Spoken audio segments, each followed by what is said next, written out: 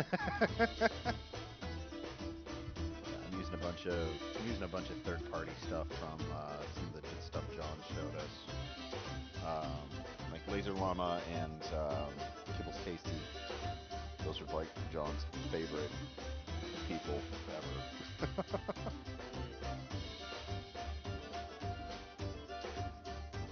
And then Okay. yeah, It will on the spell, but it will not work on. on just a basic attack. Yeah. Like I just went back to the action, and for some reason it has chill touch here, so I went ahead and I clicked it, and it's rolling the dice like normal. Now I go to Warhammer and I click it, and it just opens the Warhammer panel like I'm clicking on my inventory. Huh. And it's not from like the action, and you're using the extension for D&D Beyond, right? Well, yes, the on 20 extension. I always use it for roll 20. Ever since Tramp Monk showed it to me back when I was one of his Patreons, and I was playing with him every month. All right, let's try this. Unclick the Warhammer, re-click the Warhammer. Oh, okay. I should probably make that as well for the glass strike. Yeah, and this is the same one that we used from when we did the Asmodeus challenge. So I know that the D&D Beyond. Oh no, I didn't make any attacks. I didn't use weapon attacks during that entire encounter. I only cast spells. So yeah, I don't know that. Yeah, I mean, you see, I'm making Constitution saves. I'm casting camp. Yeah, I'm seeing all that stuff making pop skill. up.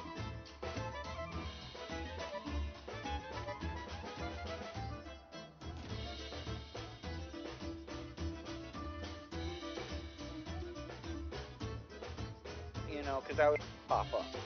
Yeah, but it's not letting you make an actual attack roll with a weapon. Yeah.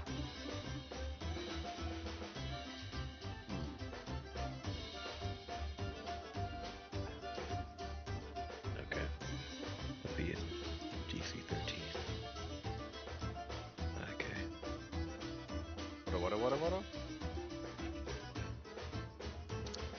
I'm just reading something from my thing. I have to make sure I memorize it. It's just the DC. If I hit someone with my Cloud Strike, where I become invisible, a tiny terror.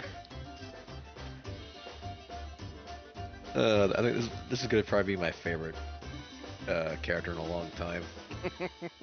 I smack you and I turn invisible. You can you can't see Just my to you. times. You can't see Oh, me. so you're trying to be a Reaper of Fall. I approve.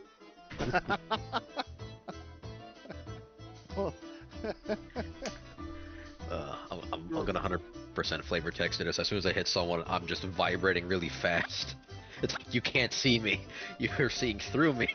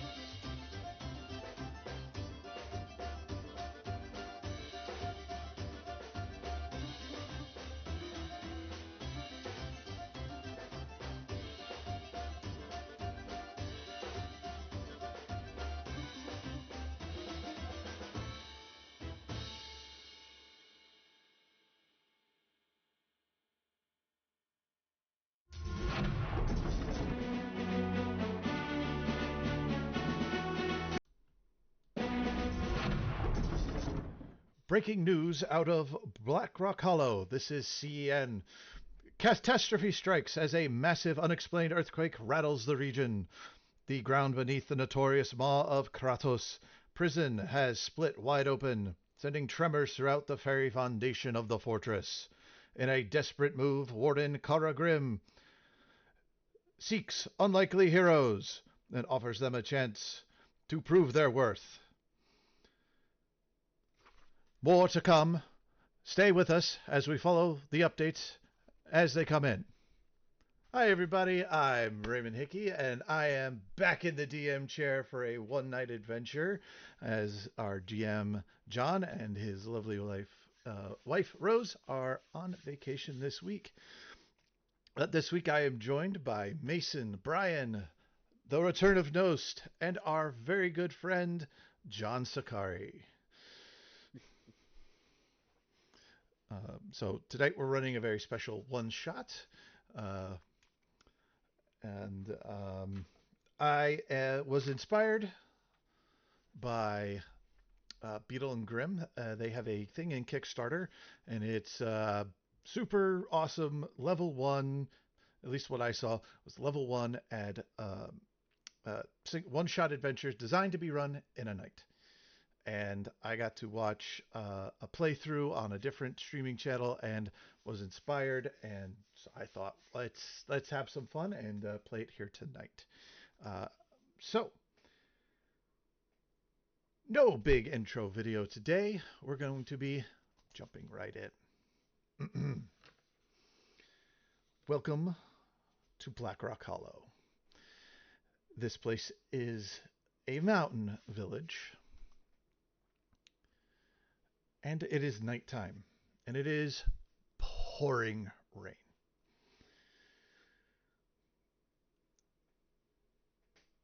Blackrock Hollow started as a mining town, but has become more famous for its infinite prison that is there, known as the Maw of Kharos.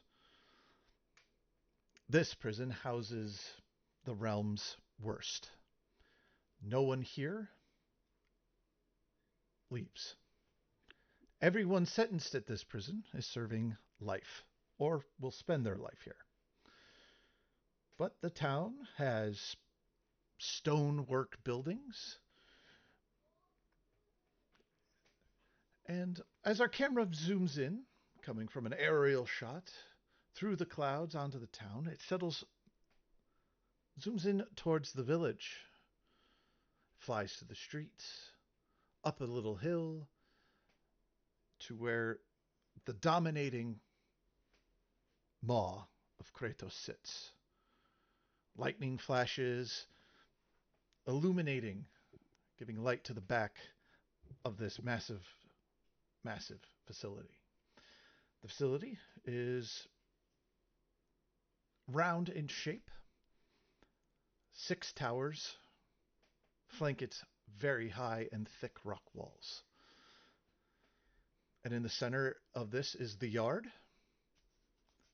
And the walls are made up of the cells themselves. The camera flies into the yard, in through the door, down tunnels and chambers, and we see prisoners banging and yelling and crying, and prison guards running their rounds and doing the necessary things they need to do to keep the facility running.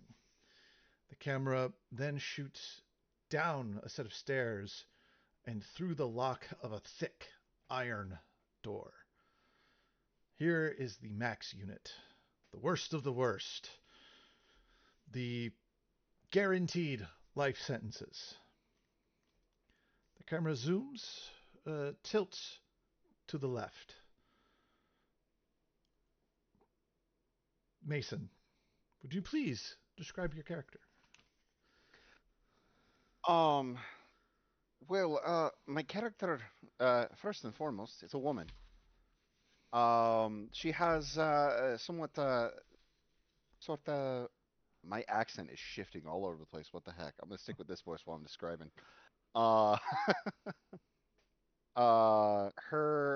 she has somewhat palish blue hair that is typically when she keeps it. There's a lot of hair, by the way. She keeps a large portion of it tied up into a bun.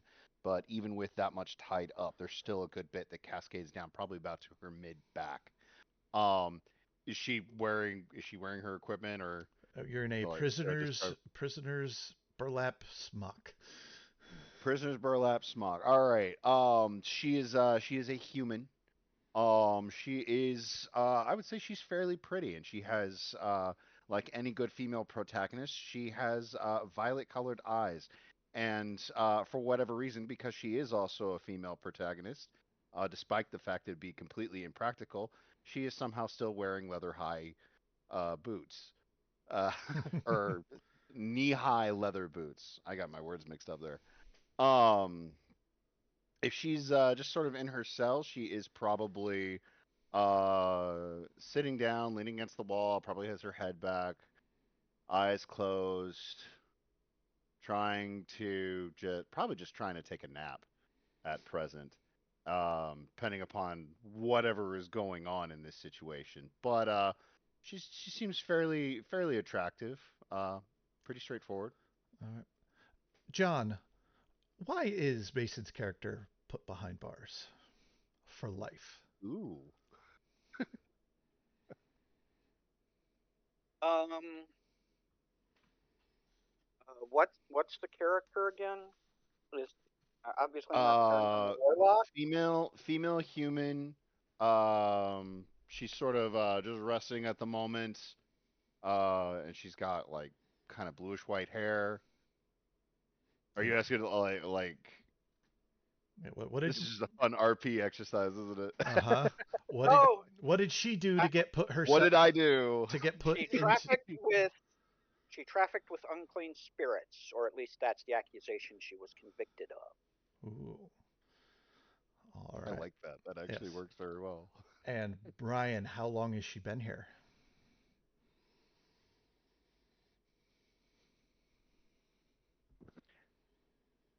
Are we going with years or months? Whatever makes sense to you. What is she? Human. Human. Human? 11 months. So, been here a while. Then our camera pan spins on its own axis, 180, and shoots across the hall into the next cell. Nost, who do we find in here? You guys currently see a male Haragon. He's around astoundingly about 3'4". He is small. He has patches of black and white fur. This little bunny is ripped. He is abnormally ripped for this small stature. He, right about now, in his cell, is currently laying down on whatever material that he has in his cell, and he is currently staring blankly at the wall as he is just taking his little rabbit fingers, and he's just sort of pointing towards, and he's just scrolling against the wall and thinking, 1, 2, 3, 6. No, wait, go back. 1, 2, 3, and he repeats himself over and over again until he corrects himself. Brian, why is this Haragon locked away for life?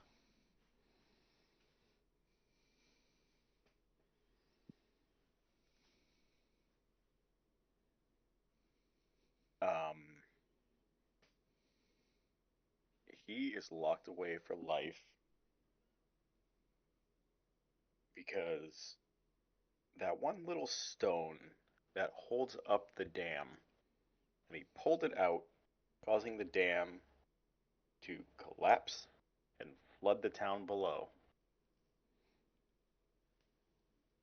Interesting. We accidentally flooded a town. And John, how long has he been here? 2 months, 5 days, 3 hours, and 26 seconds. And so now our rookie just starting. So far, our rookie just starting in on his life sentence.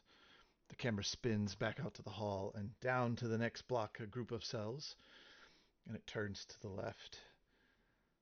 And John, who do we see? A 6'3" muscular, blonde-haired, blue-eyed man with a claw tattoo on his left shoulder, looks like a bear paw maybe, with nothing but a piece of burlap tied around his waist. That was the standard prison uniform when it was given to him. Is pacing back and forth in the cell silently. They don't even open the shutter for him usually, because his powers can reach through it if he can see outside. Well, something you've all noticed since you've been in here, if you have magical abilities, you've been unable to contact or reach them. They just feel out of reach. You still know you have them, but you just can't get them. Okay, so I can't sacred flame through a door. No No. worries. No. You could still reach through the door and have the guard meet the door repeatedly. And speaking of that, Mason, how long has he been here? For him, see, uniform has changed. I'm going to say he's probably been there for about 7 years since the previous warden was mysteriously died under some mysterious circumstances which no one knows about. At which point they changed policy in the uniform. Right. No one had the guts to tell him. Right. So that's how long he's been here. Now, why? Mason. Oh, I get his why as well. Okay. Why? Nope. Nost. Excuse me. No. It's supposed to be kind of split. So Nost, why is he here? Like, why is he here? Okay. The reason why he's here is because when he was concocting his magical plans, he was enacting some sort of sacred, or frankly, diabolical ritual of some sort. And through this happening, some sort of magical creature, this demonic force, sort of sprung forth, and it just sort of strung him and what seemed to his friends and or others around him and his villagers, and it just sort of sucked all the souls into him, thus wiping out a small town. All right. And finally, the camera pans across the hall to this cell where Brian, who do we see? You see what appears to be early middle-aged male fire genasi. His name is Torek Blazeheart. He's got kind of a rugged desperado look to him, and kind of just sits there in the back, just eyes glowing like embers, just staring across, looking at everybody, taking it in, keeping his guard up, regardless of being in a cell by himself. He's always kind of ready for anything. All right. And has anybody had not done a why are they here? Nost. Nost, why is Oh, this? no. I haven't done a why here. I thought you were talking time. Okay. So Mason, why is this guy here? And Tax evasion. is he guilty or not guilty? Tax evasion. For a life Accidentally sentence? guilty. That's a lot of taxes.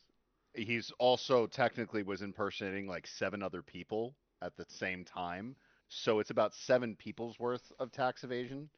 And the head accountant is cousins with the judge, and he was so pissed off at the amount of work that Torek just put him through that he was able to convince his cousin to give him a life sentence so he doesn't have to put up with this shit ever again.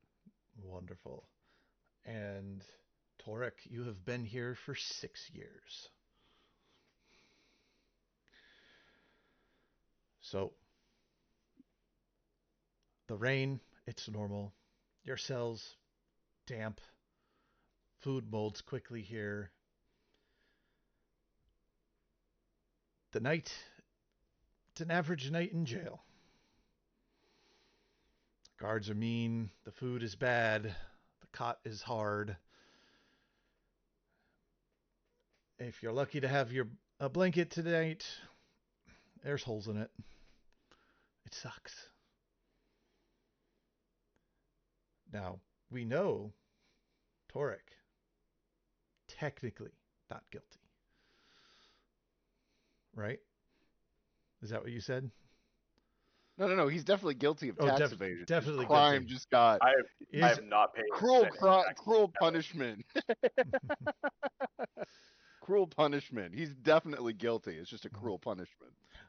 So, Brian, is John's character, is he guilty or not guilty?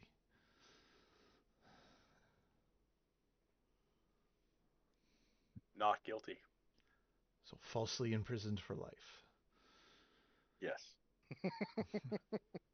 John, is Mason's character guilty or not guilty?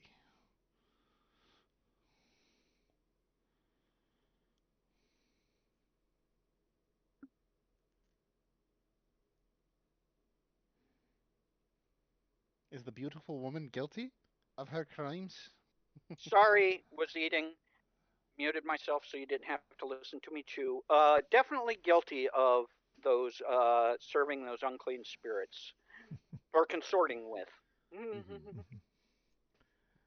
And Brian, is Nost guilty? Yeah. So only one person here is falsely imprisoned for life. So run with that as you will.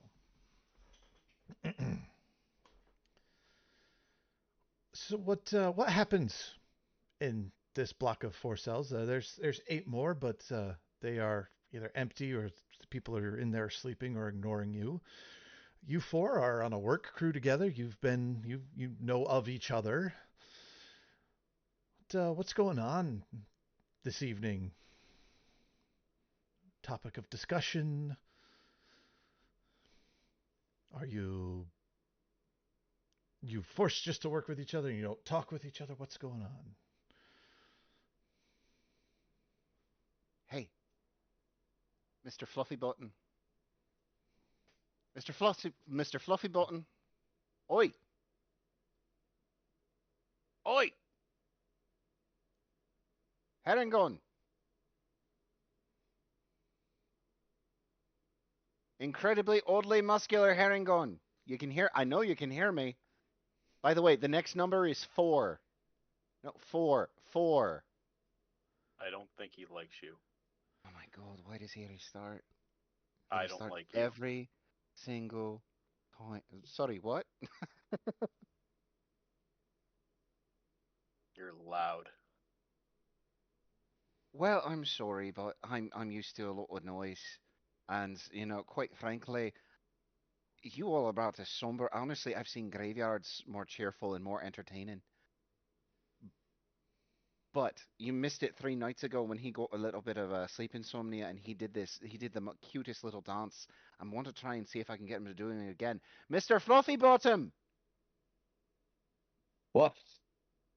What is it? Can you do the dance for me I'm again? counting over here. I told you the next number is 4. 4? Yes. It Are you goes sure 1, No. 2. You're making fun of me 3. again, aren't you? No, I'd never make fun of you, Mr. Cottontail. It's not Cottontail. I'll tell you what. What is? You do that dance you did the What? other Tell me night, what. and I'll call you by your proper name.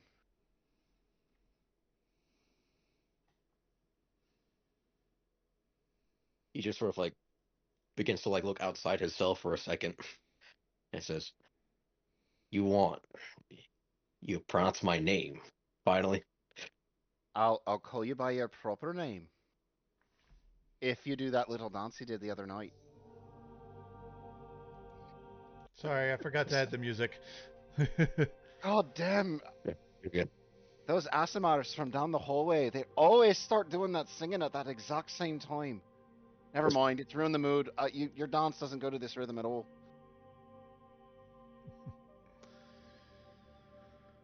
Well then, He just sort of like he sort of begins to think to himself. It's like, okay, if you want to see the dance, this dance is not a dance. It is my action routine. And he begins to just go from one side to his cell, places his foot on his like his left foot, spreads it out, and then he begins to sort of jump and do jumping jacks, and he begins to like sort of hop in place over and over again. You got to get the muscles going. oh yeah, you do. You can't. God, I've been in here way too long. God, I've been in here way too long. I'm getting off of a freaking ripped rabbit. All right, lads. Anyone else got anything else going on tonight? Well, there's my intense crack counting competition, which I seem to be the undisputed champion of tonight, and last night, and 2 nights before that, because the night before that I lost to myself. Told you before, I'd really enjoy being able to participate, except you're on the exact opposite wall of me. Well, I mean, we can alter the rules where, you know, if I could see out a shuttered, barred window to look at your wall, and you could stare out a shuttered, barred window to look at my wall, we could see whose wall has more cracks across the yard. Well, across the block. Unfortunately, we can't do that. And I hit the the wooden shutter that they always slide back and forth in the movies on these stupid things. Yeah. I hit that with my fist. All right. On you, Mr. Gloomy Flame. Are you doing anything entertaining over there? Yeah, I'm working out. I have my laundry bag stuffed with canteens of water. Oh. Can you do a girl a favor and work out just a few steps to the left? I move a few steps to the right. No, the other way. Ah, he's playing hard to get. How you doing over there, Mr. Herringon? Oh, look at you go. Man, the He just Asthma Choir's really on it tonight. You lads are doing great. Really appreciate it. God, they're so loud. Well, I'm sure the warden loves that we're not able to sleep quietly and peacefully in our cells. Oh, God. Though I do have to say, the tenor they have down there, he's got a real nice voice. Assuming Yeah, that but the he's a he. baritone's off key every night. I know, it really ruins the whole thing. It's like almost having a perfect meal. I'm sure it's deliberate. Mm. Suddenly, At least the door to the block that you're in bursts open, and several guards come running through. Stand on the line, stand at the doors, is ordered. out. Yeah. Come on, let's do this. Come on, I got nothing else to do all day. I told you Nobody 7 was- years ago it was war, and it's going to be war. Come on through that door. I dare you. I double dare you. I dog dare you. I actually can't transform into my hybrid shape, right? No, it's just like you feel like it's right there. You could do it, but you focus on it, try to do it. It just doesn't. It's like a Yeah, sneeze. well, I still got a 19 The strength. sneeze that never comes. But you all know that this order is you stand up and stand by the door waiting for it to open, and if you aren't there quick enough, they dogpile into the room and proceed to beat you into submission. And it's usually not quite pretty. Stand at the door and wait. But you also know this is odd. They usually don't do this at this time of night. And you hear, now that the door's open, you hear similar echoes bouncing through the cavernous halls. It appears that the entire facility is being woken up.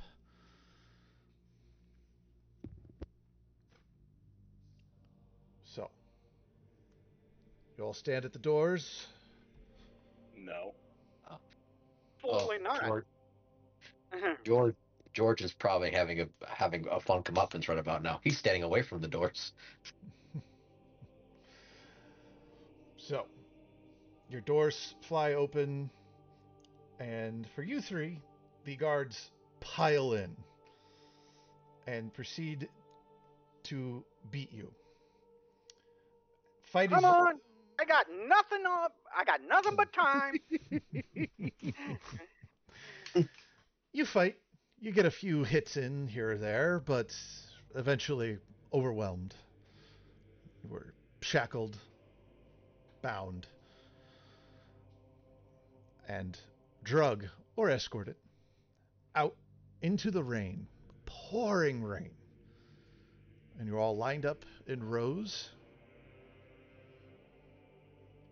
in the yard. Now, this has never happened. And you're all standing in rows depending on where you are classified in the facility. And down these rows, the guards walk to maintain order, keep people in line, and you see all of the torches and illumination are lit, and you can see the guards on the gangways and in the towers. And what are everybody's passive perceptions? 11. 16. 16. Wait, is it 16 or 15? I forget. I haven't had. I don't think I can do that without having expertise. Oh, it is 16. Whatever your modifier is. 14. I forgot. I got my wisdom up to +4 eventually when I went to rolling stats instead of using point buy. Yes. So,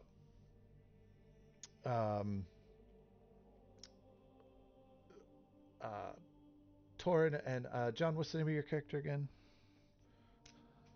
Artis Ursus Major. Artis. So, Torag and Artis, you notice something. All of the guards normally all wear all black. And this particular night, they are in their usual black armor, but there are either tied in a handkerchief or in a band around their arm or on their leg, or some of them worked it into the armor to look nicer, is purple, dark purple.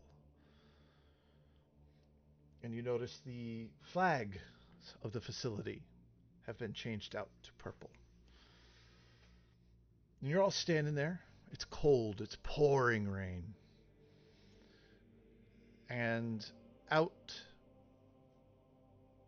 on the wall, well illuminated, out walks the Warden.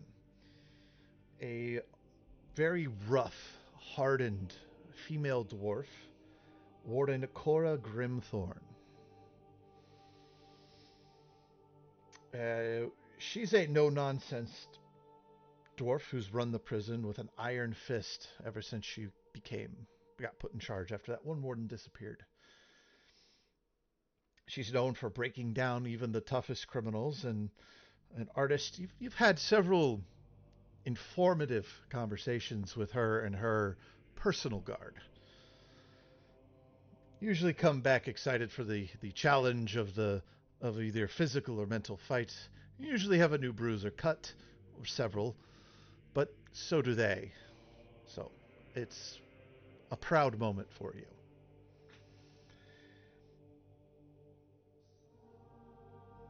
she stands before all of you. All right, you lousy lot. Ingrates.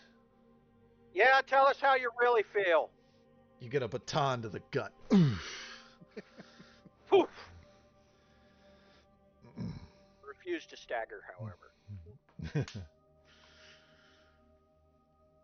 Tonight is a very special moment for all of you, because I am about to offer you something that has never been offered at this here facility or any prison. With death? You are all... You get a thwack across the shoulder blades.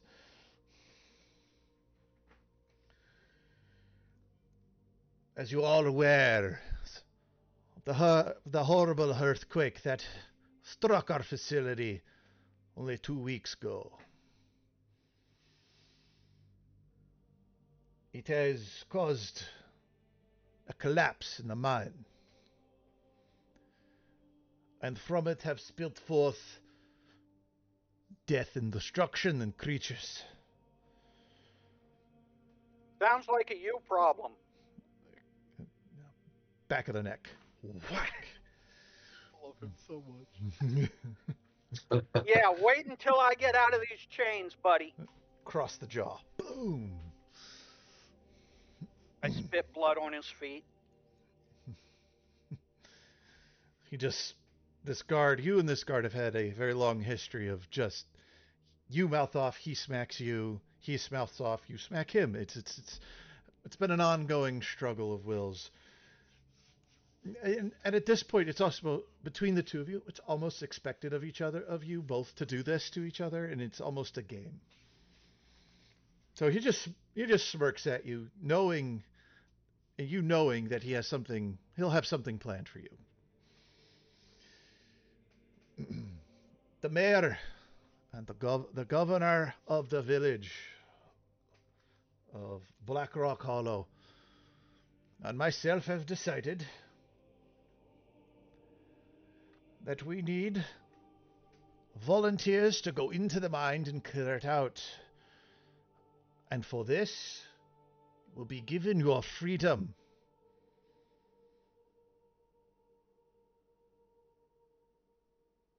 Now, I will tell you that many town guards have gone in and no one's come out.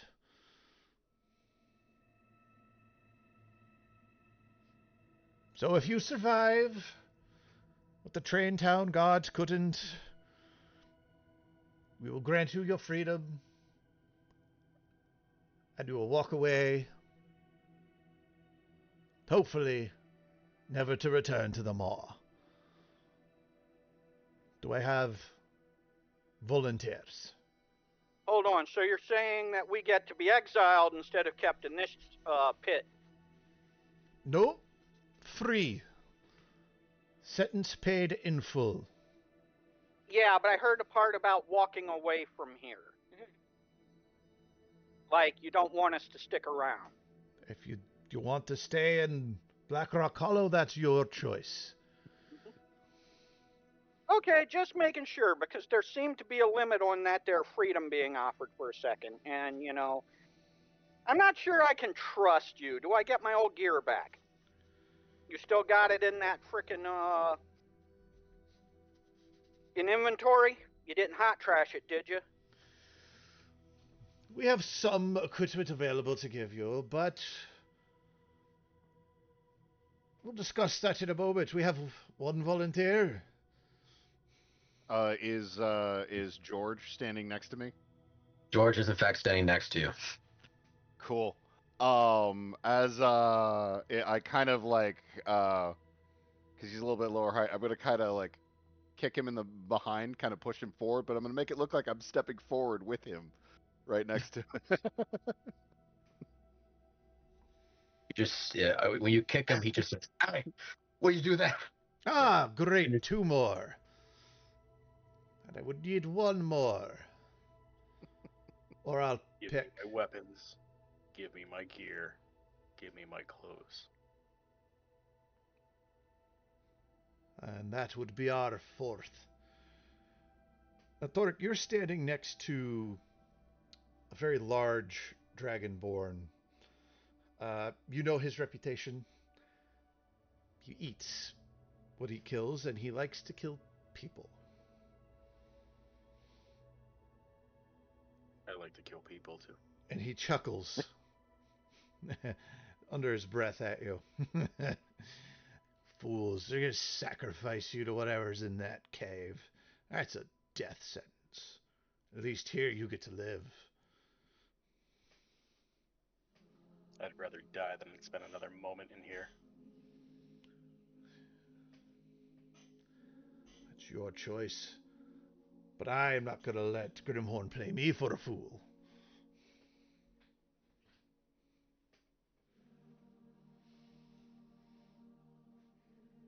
Well, it seems like your chance has passed anyway. And then I smash my manacles right into his teeth. I've been wanting to for a good long time. Just roll to hit. See how good you hit him. Just a D20 in your strength mod.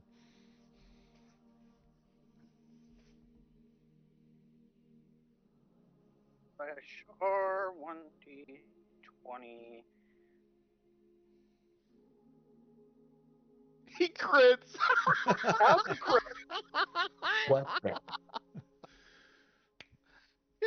Oh, this.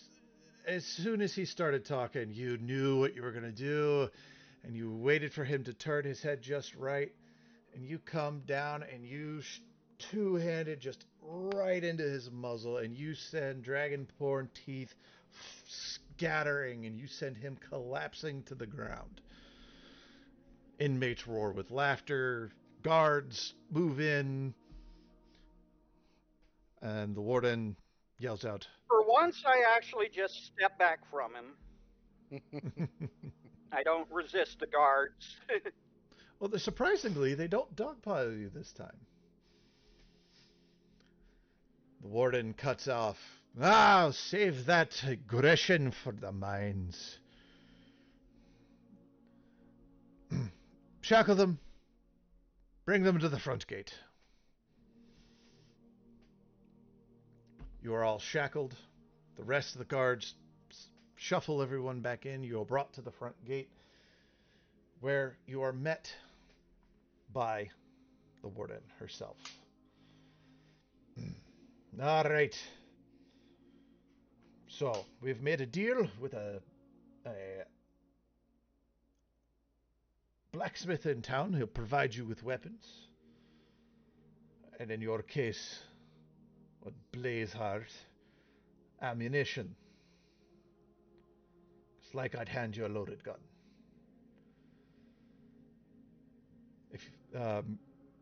So you are all given your street clothes back, and if you had armor, you're given your armor back. But that is it. None of the extra equipment we may have carried with us? We'll handle that in a second. Okay. Gotcha. So, unshackle them, lift the gate. The guards unshackle you, and the gate rolls up. And outside is standing a elven woman with 10 town guard.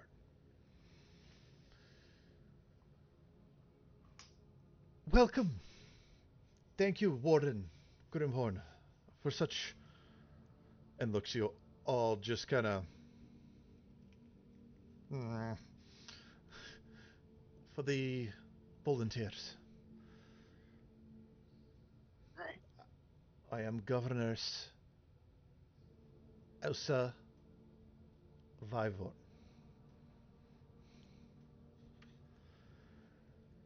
I have arranged... I give her a traditional elven greeting. And she returns it. I actually know Elvish. She returns it.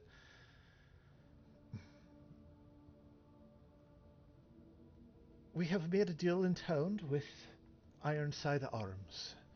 They will provide you with any equipment and weapons, and a magical advantage my guards did not have. Anything you need in there is on the town.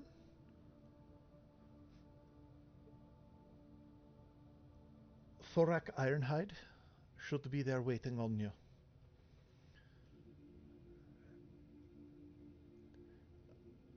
And it is this way. The guards kind of encircle and kind of hint to walk through the town. I need my pistol. You have your pistol. Oh, I didn't realize they were giving me my weapon back. Yeah, the warden gave you your pistol, and if you wore Just no armor, ammo. no ammo. There's Okay. just no ammo in it, but Yeah. My spell scroll, damn it. I wrote that thing. It's mine. Blue Swede, 1972. That song belongs to me.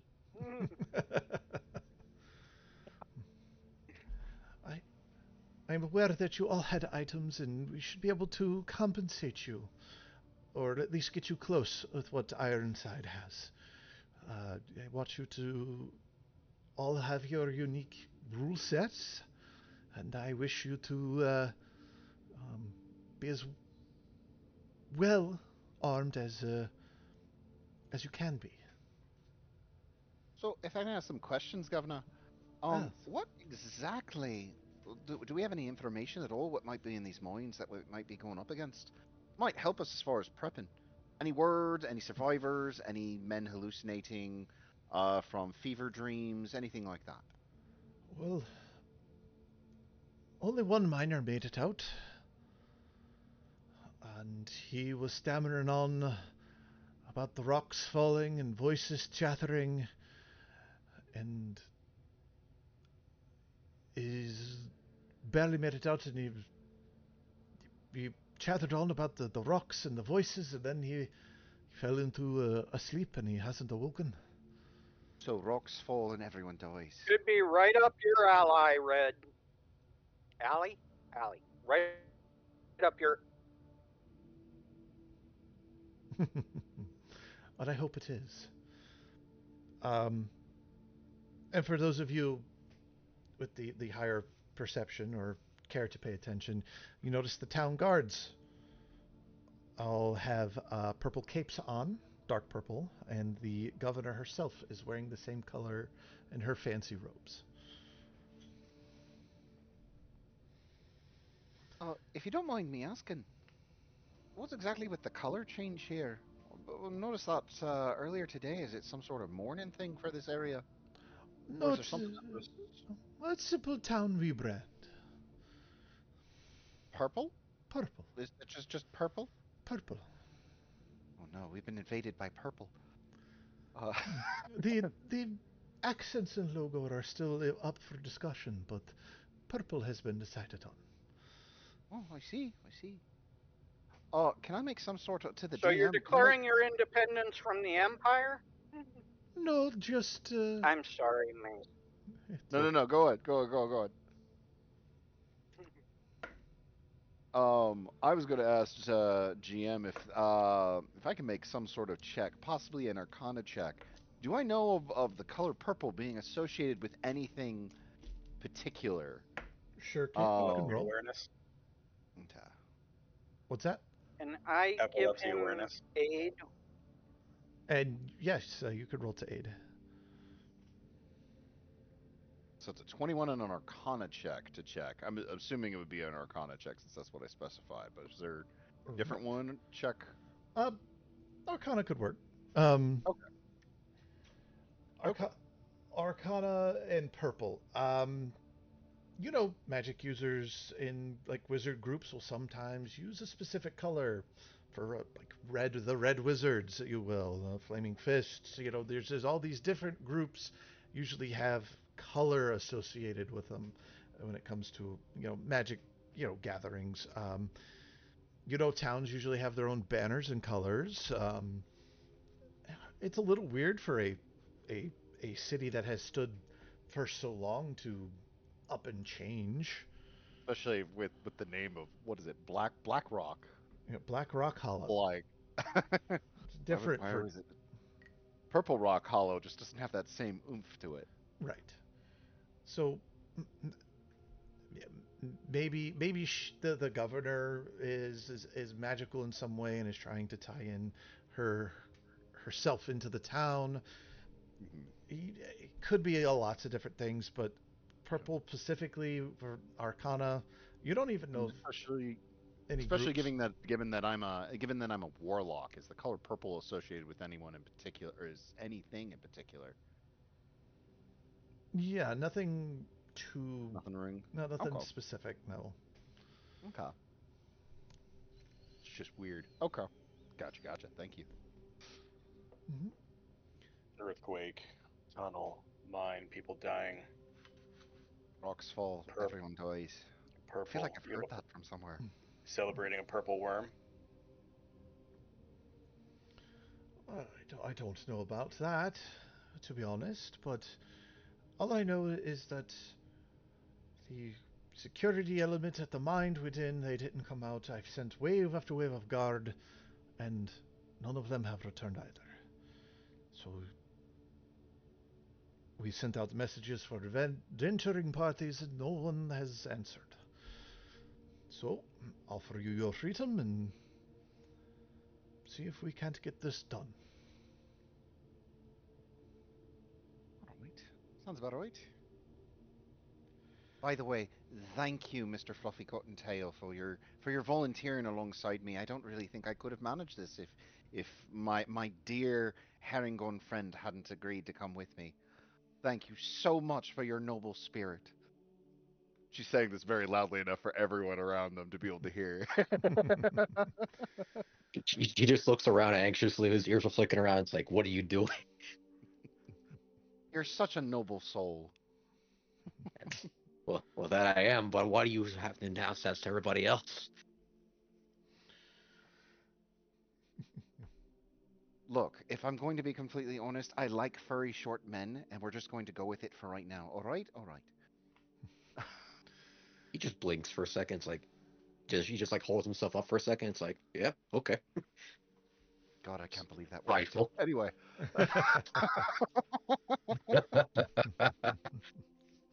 So, you eventually walk and talk and make your way through the town, and you notice not people out, doors are shuttered, but one place is open, and you can see and smell the fire from the forge in the back, and the smoke rising from it, and an iron sign hangs in front of it. Ironside Arms. The governess says, "Go in, get what you need, get what you want. It is all on us."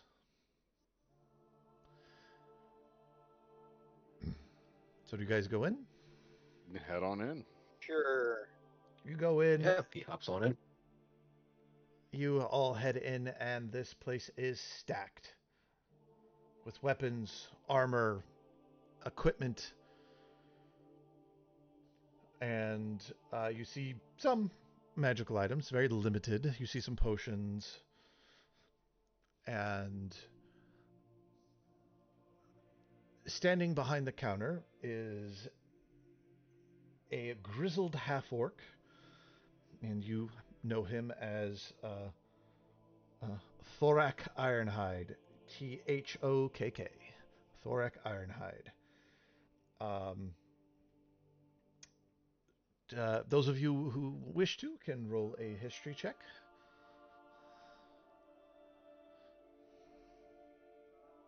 16. Does guidance work? Oh Um, yeah, do we have magic yet? Are we free to be able to do magiciness? Not just yet. Okay. Damn 23. it. 23.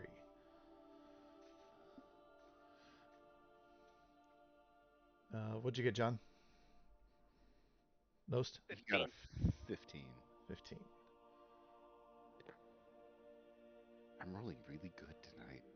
I suck at intelligence-based stuff, All and I've right. got Well, if you high got roll. over a 13, you happen to know this particular blacksmith. He is known for crafting sturdy and reliable weapons and armor that can withstand the harshest of conditions especially designed for mining, battle, and perfect for taking on any mission in the Blackrock Mountain range where you find yourself. So in here, you guys can kind of tell me what you're looking for, and we'll let you know what's good to roll here. And so you notice that nothing in here is too crazy awesome, nothing insane here. It seems very generally basic, and there's a few things that seem to like go, that would add just like a 1% to whatever I'm doing. The Vorpal Blade. That's a nice looking rifle. It's their plate now. There is. Okay. Yeah, I would like to upgrade I to want half a- plate if I may. You can get half plate. All right. I will get plate mail. So while you guys are looking to see what you kind of want to shop here, have a little fun with. Welcome, Ironside. Please feel free, take what you want. The government's paying for it. Do I have a backpack? There's one there you can get. I take the backpack and I just take all the potions and just kind of pour it right into the backpack. Don't even look at what they are. All right. You get 10 unknown potions. Awesome. I get one extra hit AC. I will I'll grab find my a potion. scroll of healing word. There are 2 of them. And one scroll that looks really familiar.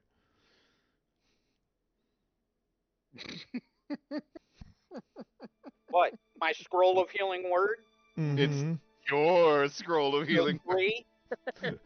Go 3 or 2? 2, and one of them looks really familiar. Those thieves! I mean, just because they never intended to let me go doesn't mean they can go selling my property. I didn't know that was yours. I was given a bag of things confiscated and told to resell it and give the profit to the Warden. I knew she was corrupt. Aren't they all? Well, by definition. Does he happen to have like a set of climbers kits? Because I have a distinct feeling that might be helpful in like a mine. Yes. Oh, yeah. All right. We should probably all grab one. Yeah. Also, probably should. Do they have bullseye lanterns here? Yes. Yes, Right. because... or hooded. But, yeah, let's, Grab some bullseye lantern. We should probably... Does he happen to have any rations? Does he have climber bars? I can get you some rations if you want. Aye, just in case we might not know how long we might be down there. And I'm really I'm not going to interested in grab a it healer's early kit, in my even though relationship. I can already do that with my save the dying cantrip. I'm going to go ahead and grab a healer's kit. All right, you grab it, and it has 10 uses. It Yep. looks... It's different than the ones you're used to. This one appears to have been more put together by druidic forces than, say, a medical doctor.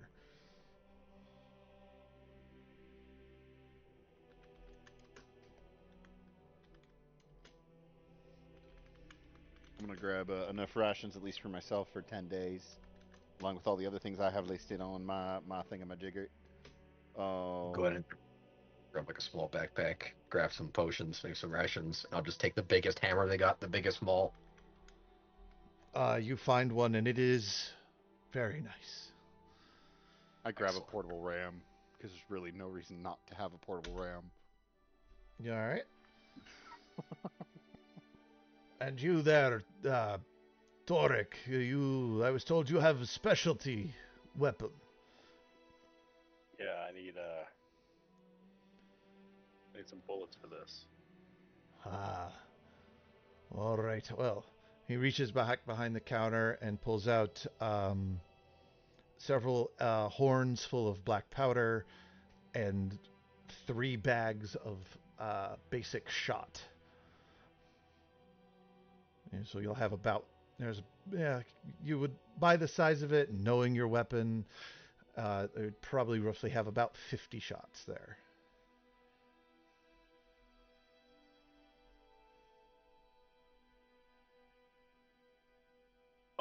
I'm looking for one of 2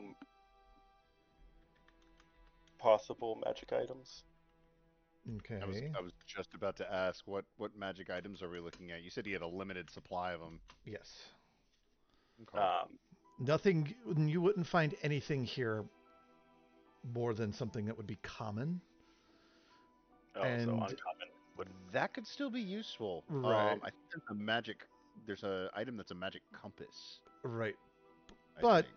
you all know that every shopkeeper has a stock of something that he only lets out for certain customers, and you have a feeling that if he has something like that, you might have to convince him to let it out, even if the government's paying for it.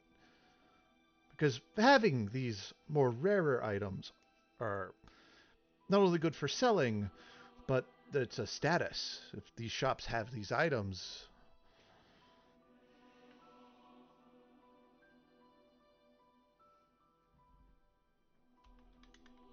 so all right, so the governors gave me something that I have to give all of you. Where are they? And he reaches down behind and pulls out a bag and dumps out this bag, and it has 5 gems come rolling out. A red, a blue, a green, a purple, and a pink one. All right. So I was given these, and I was also given a list of what they do. But I lost that list, so I don't know. I remember their names, but I don't know what they do. All right, so the governor said they'd each pay for you to take 1 gem. Since there's 4 of you, I get to keep the last one. And these gems are designed to attach to your weapon, period.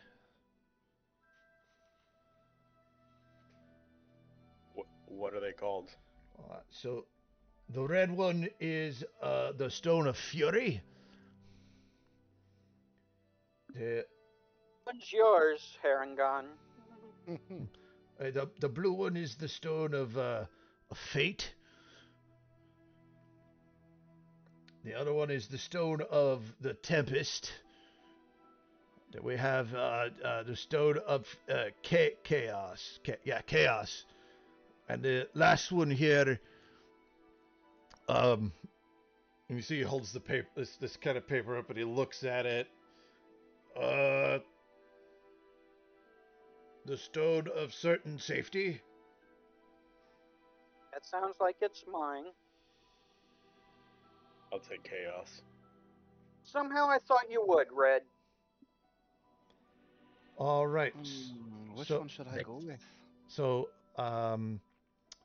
John, write down that you have the pink stone with sparkles.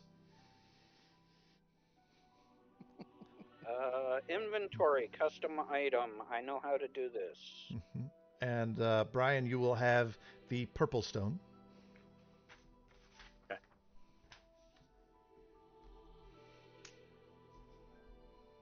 I'm definitely taking the red one. Gary's all about it. So I got a choice between blue and green. Blue and green. You know what? Wouldn't you go with blue for your hair? True, but it's not appropriate for a lady to pick out a gemstone for herself. Mr. Rabbit's Foot, would you care to pick a gem for a lady? Absolutely. And it's like, oh, let me see, which one would be the best? Huh. Grabs the stone, hands it to the mayor. It's the only lady around here. He goes ahead and he like picks up like the blue stone and he just gives it over to the lady next to him. There you go. Oh, thank you. It matches your eyes. You know what? and I your- haven't actually said my character's name yet. My character's name, which all of you would know because we've all been in the same relative area, my character's name is Nixus. Nixus. Oh, Nixus. I think everyone should know mine. His name is George. George. I've never called you George.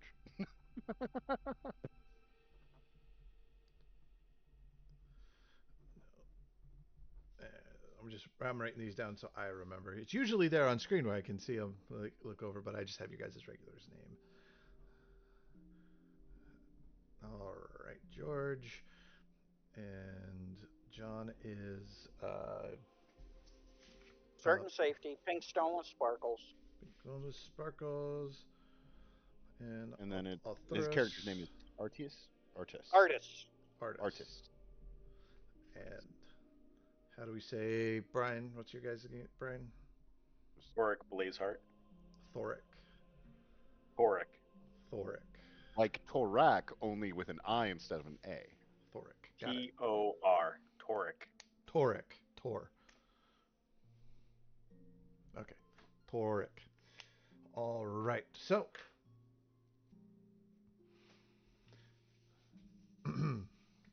so mechanically, these stones will activate and do their special ability when you score a critical hit. So let me know when you have a crit, obviously, so that we can apply some special effects.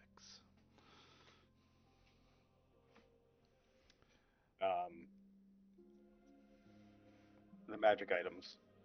All right. What are you looking for? The two that I have off the top of my head. The immovable rod. Okay. And the decanter of endless water. That's Doesn't. actually not a bad idea. Mm-hmm. But fortunately, he does not have that one. Of course he doesn't. The best item ever. I didn't really Definitely think of it as far as very Useful.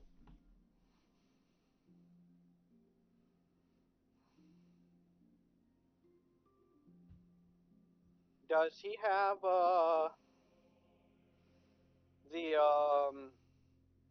is it the Amulet of Devout?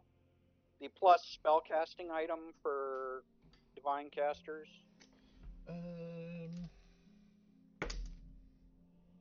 Isn't that one like really rare? Uncommon for the +1. Yep. Oh, okay. He does manage to have one of those. It's not to your deity, but it'll work in a pinch. I'm sure the Great Bear God will not mind and will still channel his power through me. We're going into a mine, so I'm going to ask if he happens to have any slippers of spider climbing. No, I don't sell lingerie. Do you? Are you sure? Yeah, I'm pretty sure. Are you positive? Are you absolutely sure? You don't happen to have a pair of slippers of spider climbing in the back there for the right young lady? No. Kind of lean forward. Are you sure? Persuasion check. Come on, I've been rolling good all night so far. 25! Oh, all right. I got it, but don't tell my wife. It's an anniversary gift. Tell your wife about what? I don't know what you're talking about. It's hotter in here than it normally is. All right, slippers of spider climb. All right. What kind of ammo did I get? Just regular? Yeah. Um. Oh, never mind. That's for a blowgun. Shit. And, so when you attach your stones to whatever weapon you have, um, and in your particular case, Torek, you know that your weapon will be magical, therefore the ammo you put through it will then carry on the effect, desired effect. Mm. So your shots will be magical. All right. Question for the GM. In the case of my character who, once I'm allowed to use magic again, comes with a magic weapon, um, will I be able to attach that to my Eldritch, to my pact weapon? You'll be able to function normally. Yeah. Okay. I'll be able to attack. Okay. Yeah. Just want to make sure, because that's technically a form-changing weapon. But, okay. Cool. Right. It's your magical innate ability, and it will affect the weapon and the magical item attached to it. All right. Awesome. Yep. Well, is there anything else I can provide for you?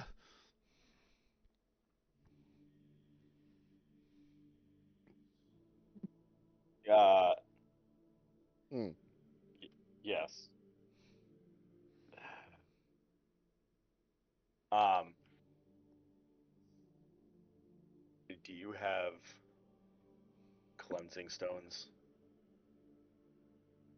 I haven't been.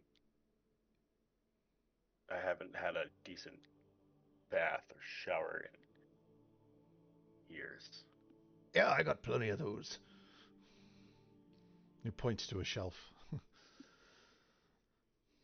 Um. Yeah. Hold on. There's one A other newer thing. product that like has instructions on how to use them. There's a moisturizing and then an exfoliating side too. Fancy. Chemically sensitive? Use these soaps instead.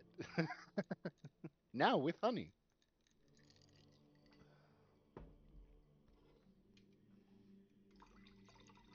You know what? I also have an idea. So you're saying the mayor or the governess has agreed to foot the bill for everything that we might purchase in here. Right. How much money exactly do you want to make today? It's the government. I'm going to write down an address. Do you do deliveries? I could. If you could coincidentally just send your entire stock to this address, I think that'll set you up for life. Clever girl. I'll see what I can get by.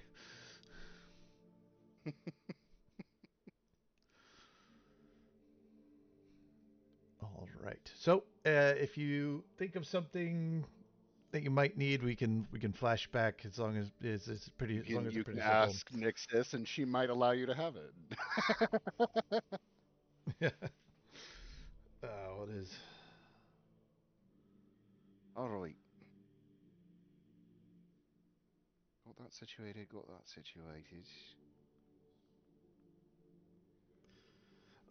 Do we need to grab anything else, lads?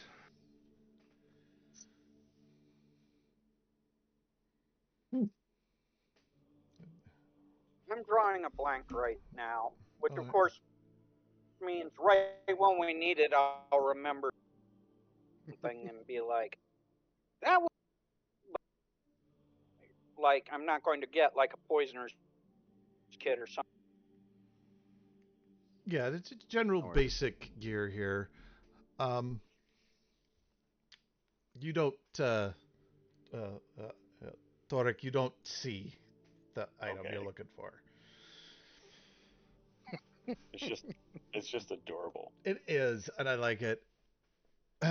So you arm yourselves. You are again your armor and equipment, and attach your gems to your weapons, and pack your bags with your adventuring equipment, and you head off out into the night.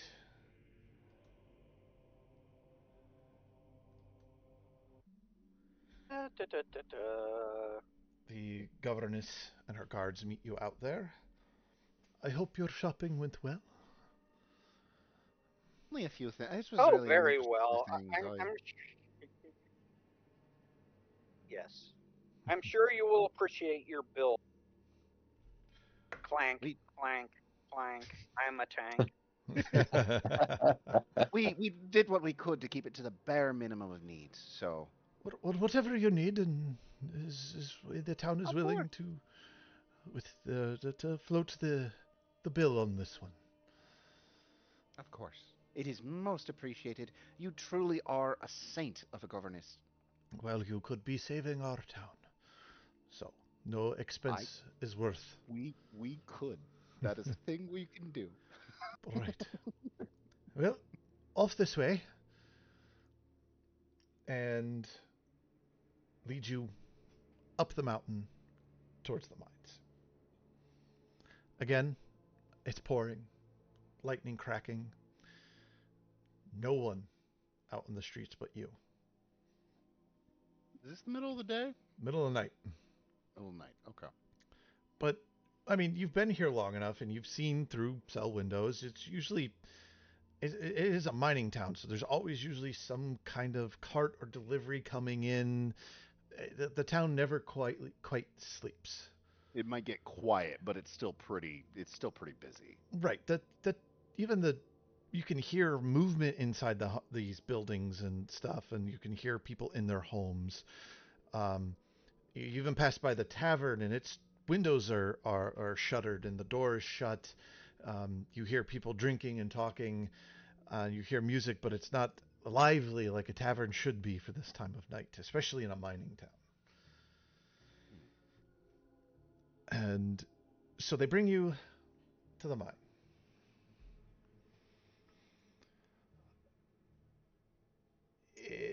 There are tents set out in front of it, and you do see people moving around here. You kind of get that here was the effort for like rescue, recovery, sending people in, medical tents, the emergency. It's a place for the to run the emergency essentially out here. Mm-hmm. But here, people kind of crowd around. The guards shrink in tighter on you guys. But no one really says anything. They just kind of look at you, curious what's going on. And this large mouth of the cave. What you've heard is that the mine originates in a naturally forming cave and eventually works into a actual worked mine. The mine is run by the the Blackrock Mining Company, and they have been in business longer than the town was a town.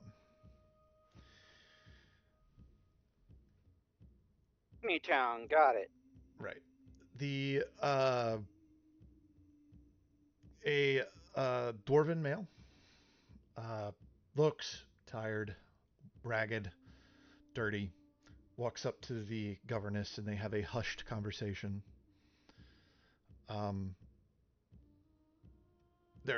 It's an interesting hushed conversation because there's a few like stiffer gestures, and the governor points a finger, and like she holds something back, and then regains her pause. It's like, I'd like to introduce you all to Harris Grimrock. He owns and operates the mine. And he has basic instructions for you and can be willing to answer any questions. Is everyone still wearing that purple? Yeah, purple is a common run through, even up here in the mine. All right, lads. Lady, thank you for all volunteering to help me clear out my mine. So that earthquake came through, collapsed parts of the mine. We were able to clear most of it out, but that's when workers started getting killed and the guards went in, never came back out. And after the guards went in, I decided to stop sending my civilians in. So, and now that no more guards, only 10 guards are roughly left for the town there, I guess we'll use y'all. Go in there, clean the mine out. Don't take anything. Don't take any wood. Don't take anything that belongs to you. Clear the threat so that we can get back to mining and we can move on from this horrible natural disaster. Alright, so you gotta go in, you'll follow the cave, and then you'll see a larger hole that's supported with wooden beams. It should be on the left, about 300 feet in. Follow that down. Some places may get a little tight squeeze through. Those in your armor might have a bit of a harder time, but should be able to get down through it.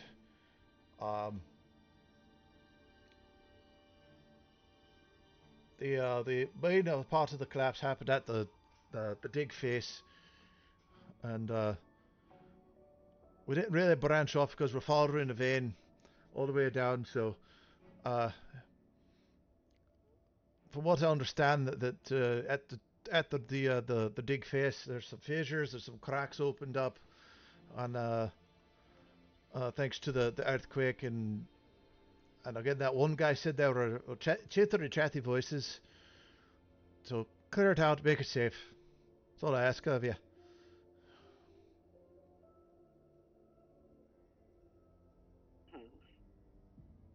Sounds fairly straightforward. Okay. Are there, Indeed. Do we know what exactly is in the mine? Other than the vein of the ore that I don't want you touching. Get your greedy criminal hands off my ore. All I know is Watch your mouth. Shut up, convict. I'll be taking no tongue from the likes of you. Oh, you want some tongue? I'll give you some mother. The governor steps in. I can assume my hybrid form. Not yet. It's closer than it was. All right. Gentlemen. You're both here to help each other out. You clear his mind. He gets his mind back. You clear his mind. You get your freedom. Let's keep it at arrangement. After you're free, you want to have words with him. That's on you. As long as I get to hit something, that'd be the best thing that might possibly happen to me right about now. All without restraint. Okay, Put me in the direction to go. If I reach out for my magic, I still can't touch it yet. Not just yet. It's like it's closer than it's been in a long time, and like you can feel that connection to the moon and to that part of you that you like so much, and if you look at your arm, you swear your arm's hairier now than it was minutes ago. Really, I want to take a minute each to do identify on those stupid rocks. Yeah, we can't just yet. Oh, it's I'm like right there with you. I want to get my weapon. Yeah, so like if you're trying to cast light, like your hand flickers for light in your hand for a second, but it can't. There's nothing to hold it there. Like that's the most magic you've seen in a long time, or in months, depending on how long you've been imprisoned. That said, governess, exactly when are we going to get whatever seal in our magic taken off? Once you enter the mine proper. We see. Interesting. By the way, we've had our magic sealed for a while. Was it just an area feeling thing, or was it like an act something that it's part of your sentence? Okay. Well, I'm just curious as to method. Like whether it's like an area, the kind of area thing that sealed us, and the Maiden just happens to be an area where that's negated, or It seemed it felt like as soon as you were loaded into that cart that brought you here from whatever court found you guilty, that's when that magic dimmed, and it's a common thing for magic to be stunted for inmates or prisoners. okay. I'm just curious as to method. Okay, cool. Method could be it's a magical effect of some kind. Could be a spell. Could be an item you're in range of. You're not exactly AKA, sure. Mason, it's magic. Stop asking questions. AKA, you're an inmate. They're not going to tell you or show you what it is, because if you break it or find some way to dispel it, you now have a Yeah. large facility full of magic users you're trying to keep there. I can imagine, yeah. So they send you on your way. You walk the 300 feet. You find the cave entrance. And the second you guys step into under those wooden beams that support this entrance, you feel that surge of magical energy that you have been so longing for. That feels so much better. Indeed. Let me see what these stones do, if I can. All right, so Oh, great bear god. Blah, blah, blah. Incant, ritual casting.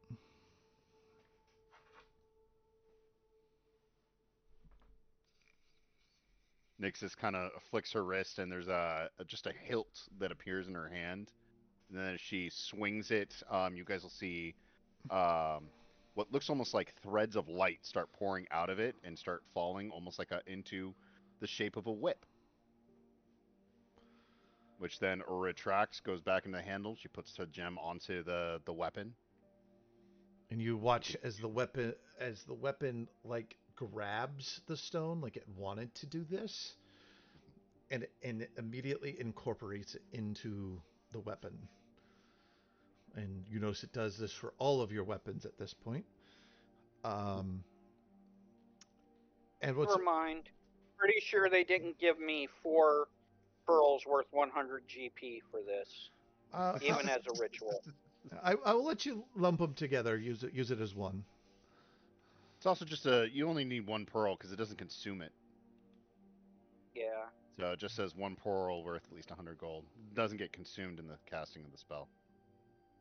Yeah.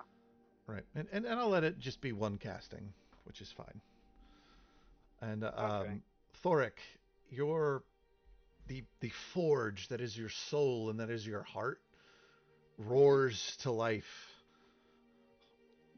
As that the effect dampering the magical entity that is you. I feel it all come rushing back, and I cast Produce Flame, basically like in each hand, and I basically just throw like these snowballs of fire. The light echoes throughout the cavern, and you see the ore that they're mining, the veins, the little offshoots, stuff not worth mining out just yet, glisten in the light.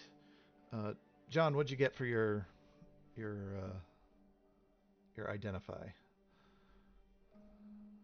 It's just I do the ritual and I learn all the stuff. Oh, perfect. Yeah, I've been listening to a lot where you have to the DM makes some roll for it. So that's using Arcana, and that's not using the spell. Right. Yeah. Okay. So we have the red stone held by George. When attached to a weapon, the weapon deals an extra D6 fire damage. Ooh. It is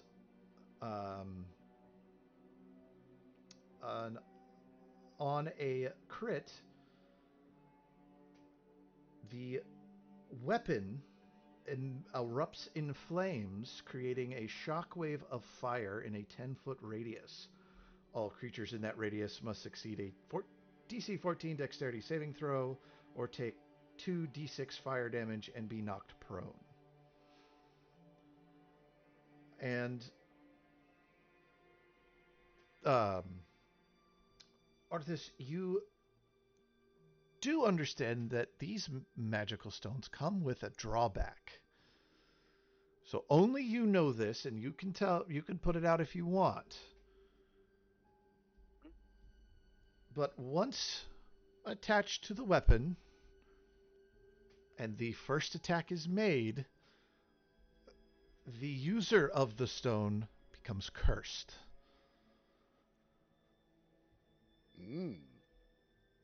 I will pass this on to everyone. All Cursed how? Like, cursed. just you need a remove curse spell to remove the curse spell? It is innate to the stone, so if you try to remove the curse, you remove the stone. Right. Right. The user's movement is halved. And that's just for Fury? That is just for the... Oh, correction. Wrong drawback.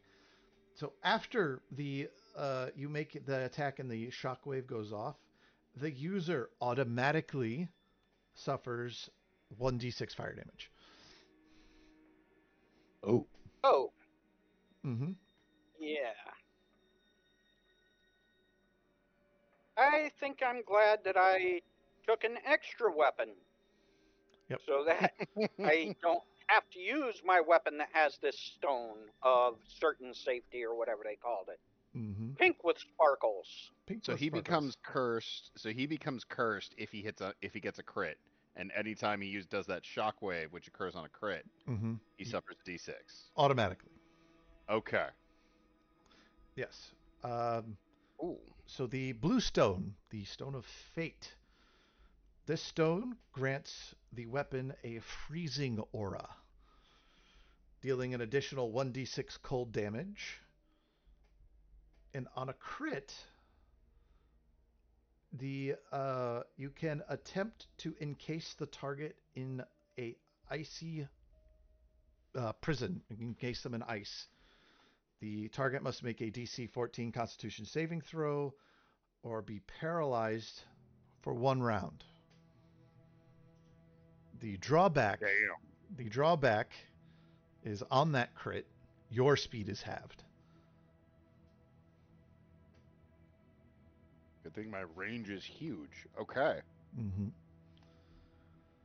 All right, and then we I also just want to say, Nixus's original design was supposed to be an ice user, so I actually think this is really cool. It's fate. Yes. All right, and the Chaos Stone that our gunslinger is using is when this stone is attached to a weapon, the stone adds a unpredictable twist. You can add 1d4 of the elemental damage to a hit. So you could choose fire, psychic, poison, those basic ones. On a critical, the weapon you are holding randomly changes shape into any other weapon of the DM's choice for the next 2 rounds. However, your new weapon automatically deals 1d6 psychic damage.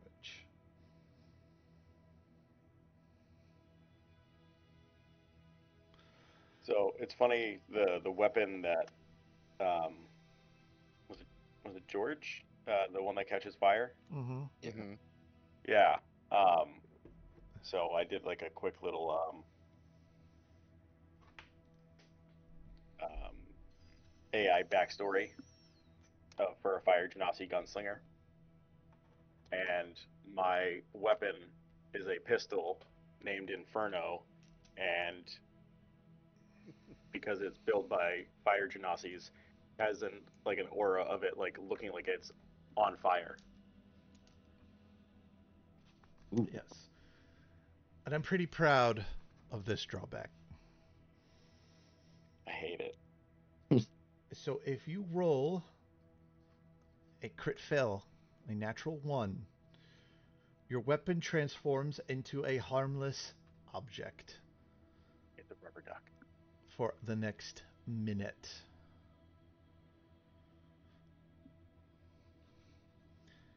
And finally, the stone of certain safety, the totally gonna make this out alive.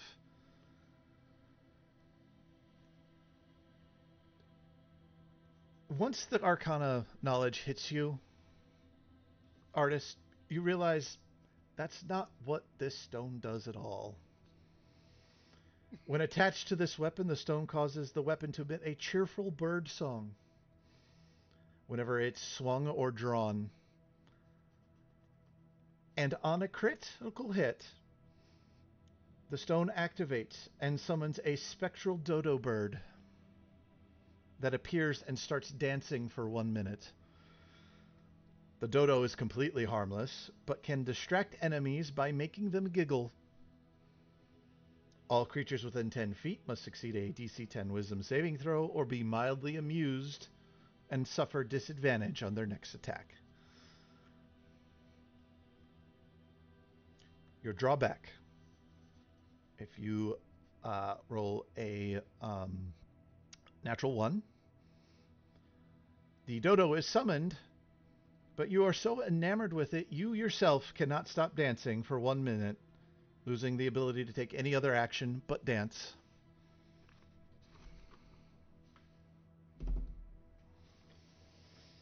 Definitely glad I took a backup weapon that does not have that stone. That is a hysterical stone. Yes. So we had the other stone, the Stone of the Tempest, and it grants the weapon a crackling electric charge, dealing 1d6 lightning damage. And on a critical hit, you can hurl the weapon like a thunderous lightning bolt, and it flies into a straight line up to 30 feet, dealing 2d6 lightning damage to all creatures in its path, and then returns to your hand. So you can strike your hit, and then either throw it at the original target or at something else if you wanted to.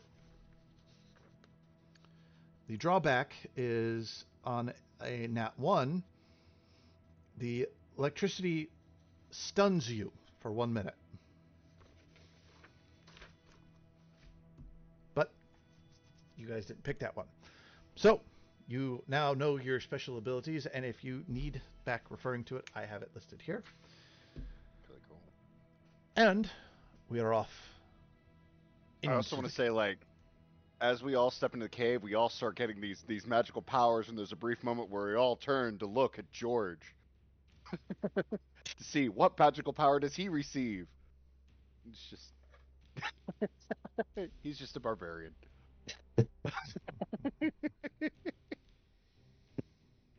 So, Just a big angry die. what is our marching order? George will insist upon going first. All right. I'll let them I go will first. bring up the rear as befits the cleric. Does everybody have dark vision? Nope. I do not. I have a Okay. lantern. I can grant it to you for an hour, but first let's just go with light on your store, on something that you're wearing that you can cover up if we need to hide the light. I have this belt buckle. Light. My belt buckle shine. Because Oh. cantrips are fun. I will, because I see that Torque has a gun, I will go behind Mr. Dinner Stew and, follow him, support him, encourage him, All right. use the appropriate meat shield. So, you all, are you trying to sneak, or are you just boldly going into the mind? Walking straight in. Oh, George is just walking. I'm glowing. Okay. All right. And I have disadvantage on all stealth checks, so. Yeah, because of armor. I mean, we can try and stealth if we like. Yep. Well, I mean, there's help, there's guidance, both of which are available. Mm-hmm. Yep. But, Mm-hmm. I mean, if we're using the new rules where we turn invisible if we meet a DC of 15, we can try this. You can, as one of my favorite DMs say, you can certainly try. Although it's not really my usual style. I don't think it would be Artus's usually style to be subtle, seeing as he thinks he's practically invulnerable. As long as the other side doesn't have magic or silver.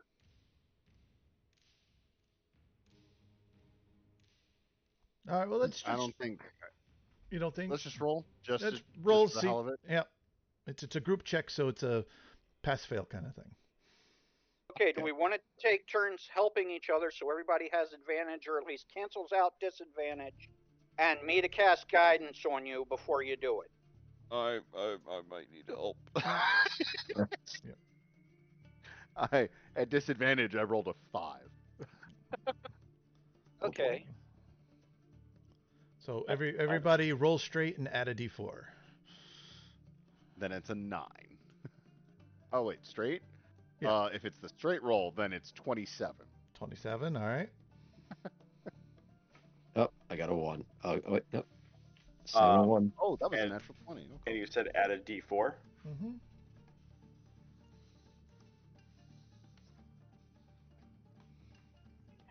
What is that? So 2. I only get an 11, so I am not invisible. All right.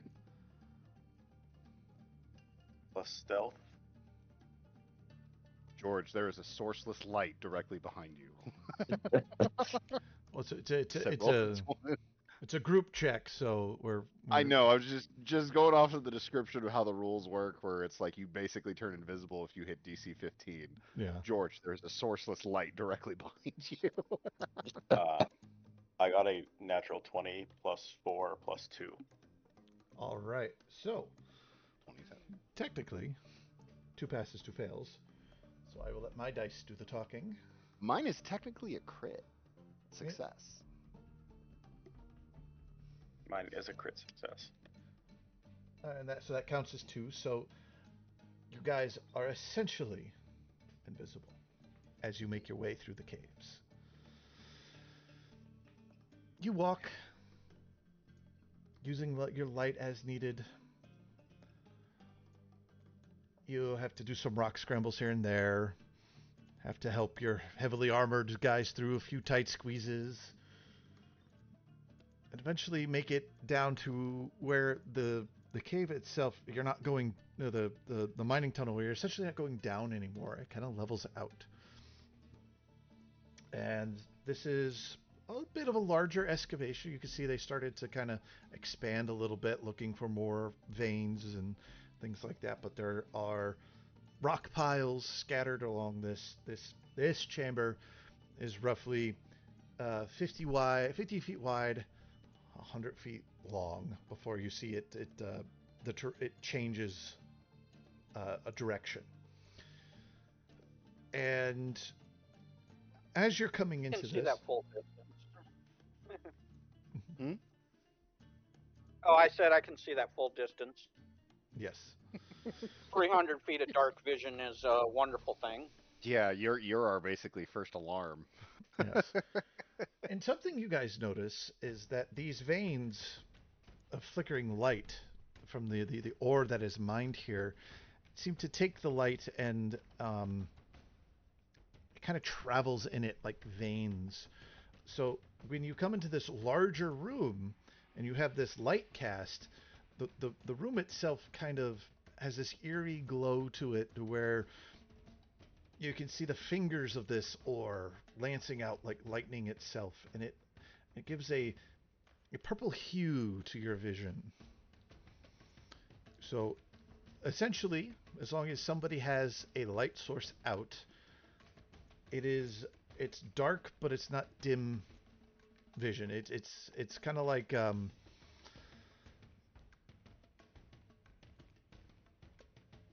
like that 100 feet away, excluding John Sakari's character, artist, you can tell that's the end of it, but there's not a lot of detail. Mm-hmm. Artist has the detail. So, so as you come into this room, you hear chittering and quick zips of movement. Not sure her dealing with bugs. All right. I spy with my little eye something that begins with K, as in Kruthic. Probably not. I hope not. Those are annoying little buggers. All right. So since you can see detail, artists, roll a perception check to see if you can identify this movement, what it is. Okay. Perception checks. I'm allegedly good at those. Can I help him because I also have dark vision? Sure can. All right, so with advantage.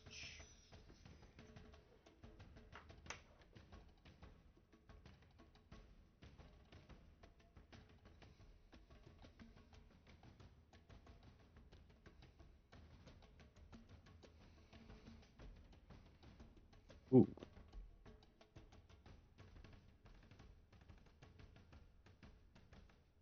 25. 25. Well. So, these creatures don't know you're here at all. In fact, they don't even hear the armor clinking, because even though you're in armor and essentially invisible, your armor makes noise. But you can see they're busy scurrying around, and goblins.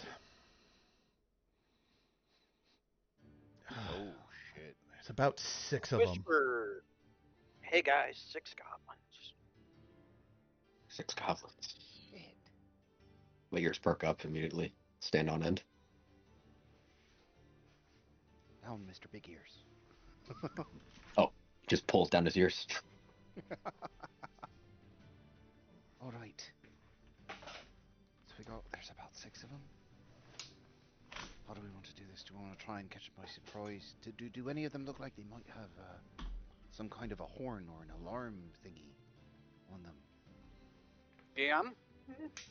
DM? They seem to be moving rocks. You could tell they have their weapons on them.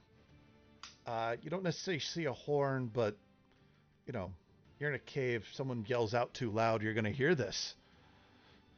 So, essentially, they all could raise an alarm. All right. Well, we're technically invisible, so we all have advantage on initiative. We can... Are we doing old or new surprise rules? I am not familiar with the new surprise rules.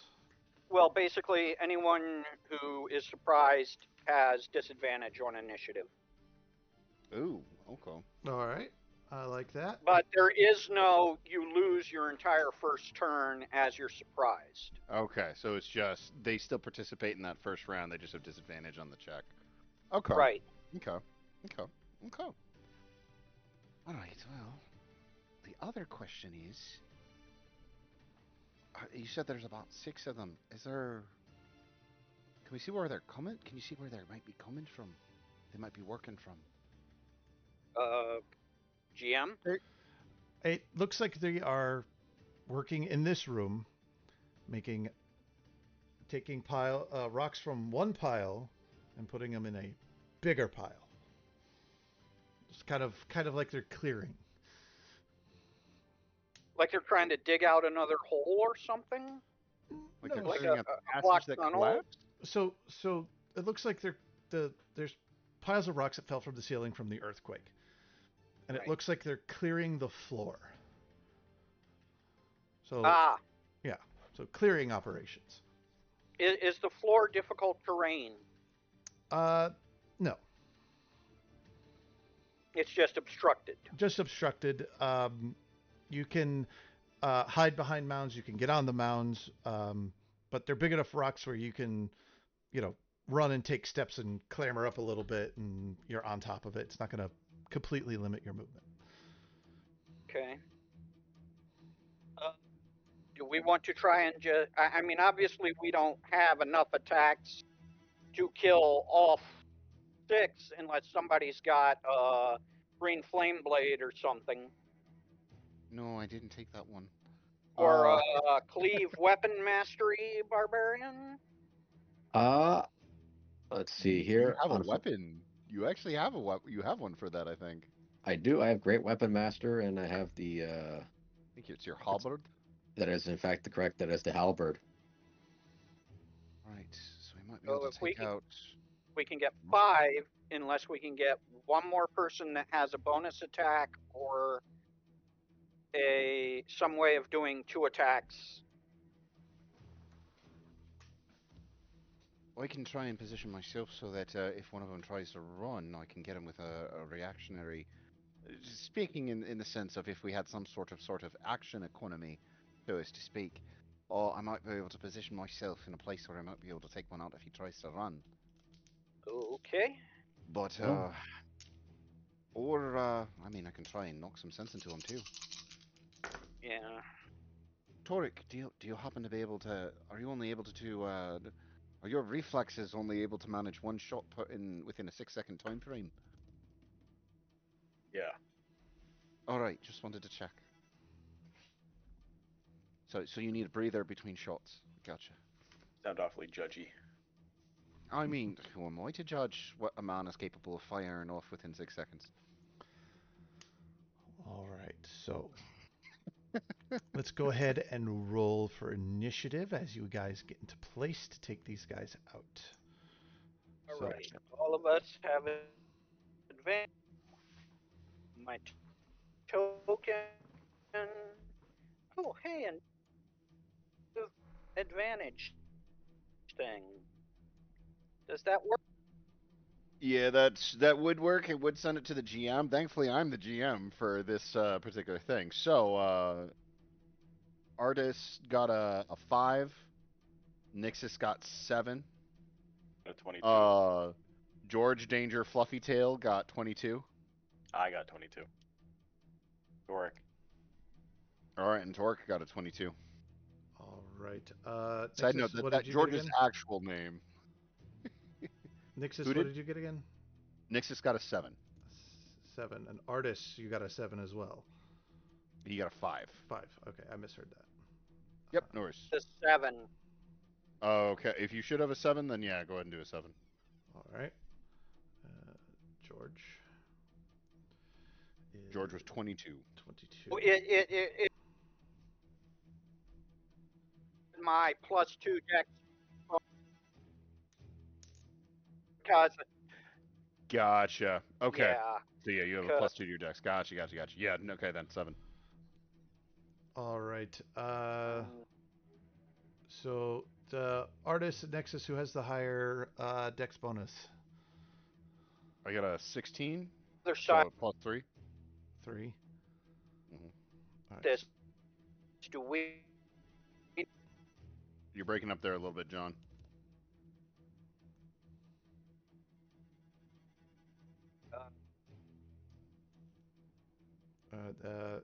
Thoric, what is your dex bonus?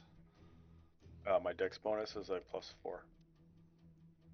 All right. All right. So Artis has a +2 to his dex. So I think I beat him with Yep. 16. Yep. So your initiative technically becomes 8. George, what is your dex bonus? My dex bonus is 3.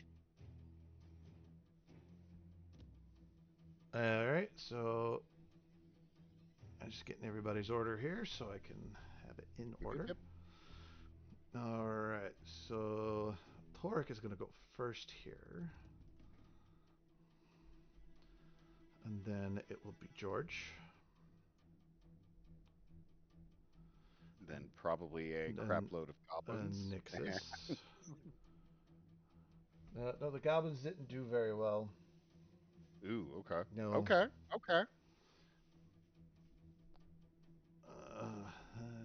Because of disadvantage. Then we have 2 Gobbies. So we have Gobby 1 and Gobby 2. Then we have Artis. And then the rest of the Gobbies. 3, 4, 5, and 6. All right. So, let's move into battle music. And going first is Thoric. You have line of sight on all 6 Gobbies. If you wanted to move, get into a tactical position, or... I don't need to. I'm just going to take aim. All right. And going to fire. Yep. Declare Goblin 1 through 6 for me. I'll just roll a d6 and tell you. 5. All right. My favorite number. Gobby number 5. That is fantastic. That is a beautiful thing. That is a 27 to hit. That hits.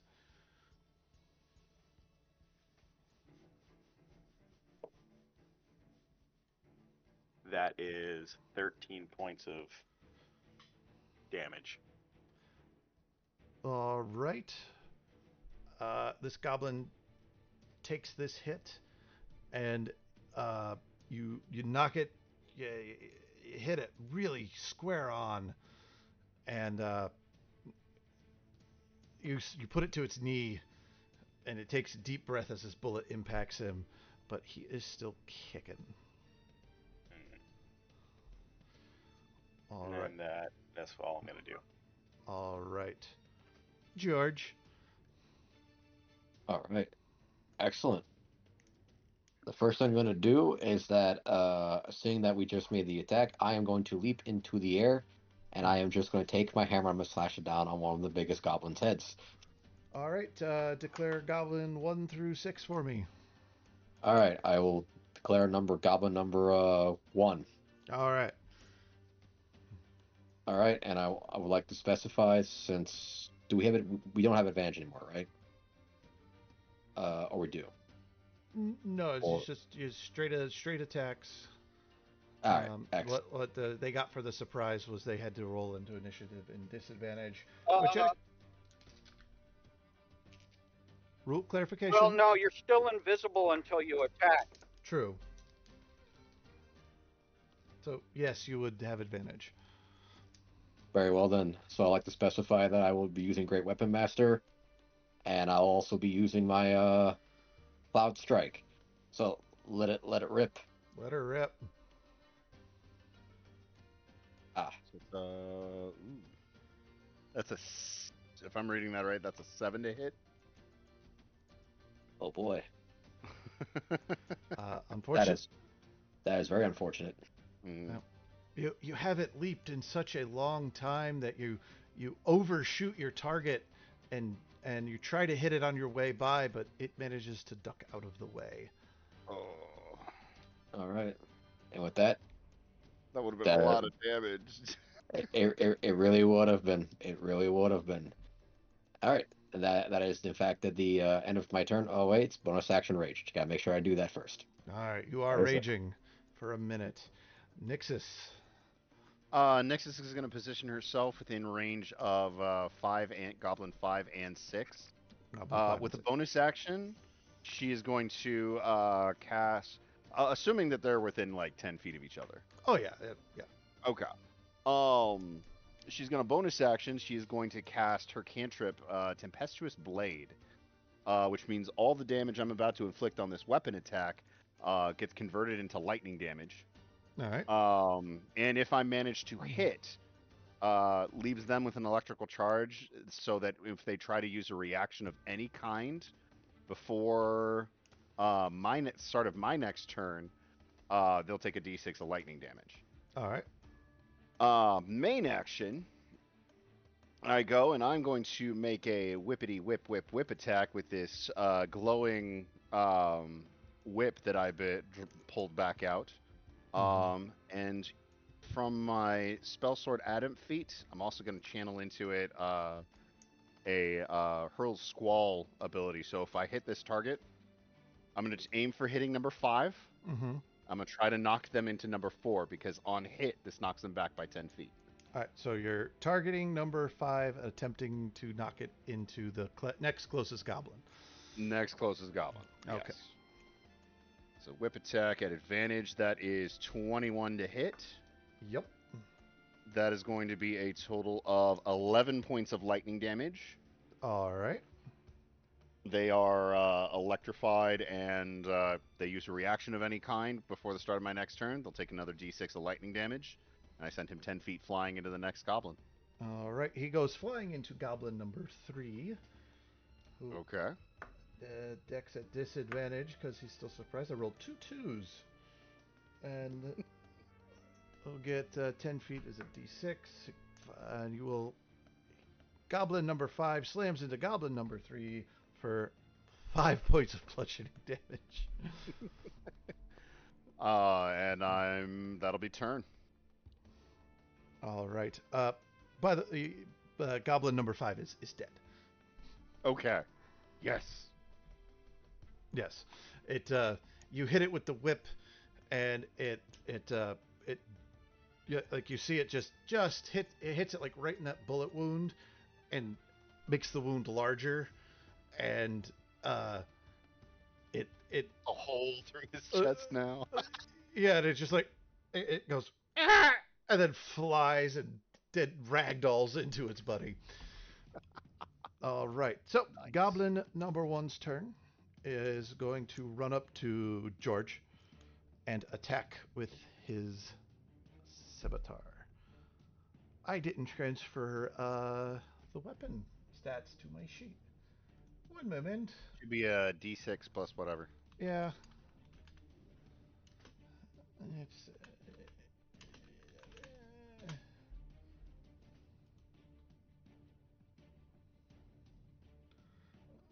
If I remember correctly, they're like +4 to hit and d6 +2, but I could be mistaken. D6 plus 2 with a +4 to hit. You are correct, sir. There we go. All right, so it shall attack the George. George. All right. Natural 20. Damn it. I see. Grog dice. So that All is right. 6, 7, 8, 9 points of slashing damage to you. All right. Yeah, no, we silvery barbs that.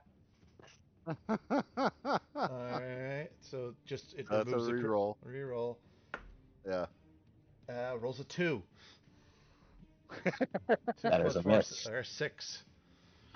How do you silvery barbs it?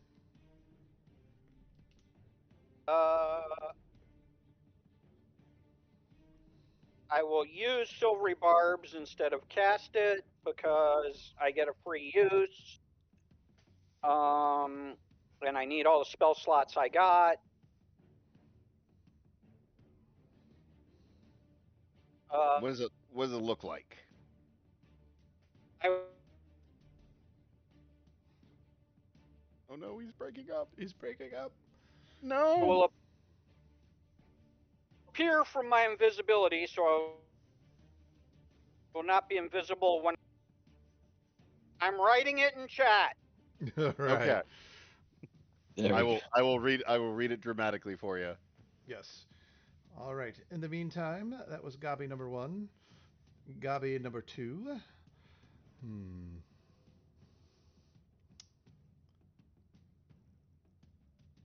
Is going to yell out, Pakrakos! And is going to charge at charge at Nixus. It's going to run up to you and swing. All right, and then John Silvery Barbs is there's the sound of a growling bear in the goblin's ear. and then he's going to take the advantage for that silvery barbs would grant to the next creature. All right. All right. Does a 12 hit? 12 does not hit. Whiff. All right. It is now Arthas's turn.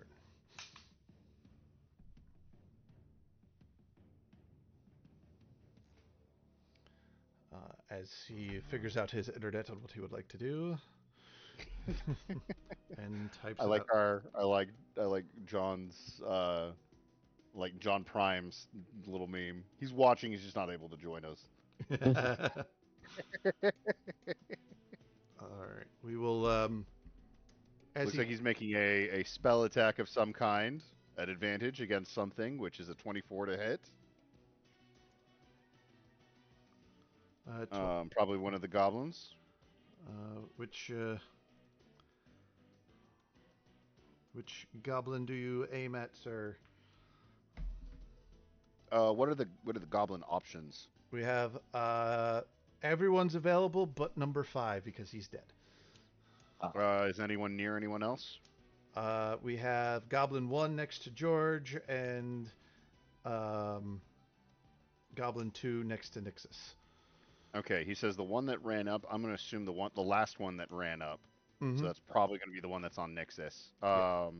That's a 10 points of radiant damage. All right. It's still kicking.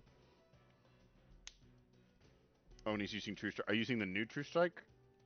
Or is there a new True Strike? I might be getting my True Strikes confused.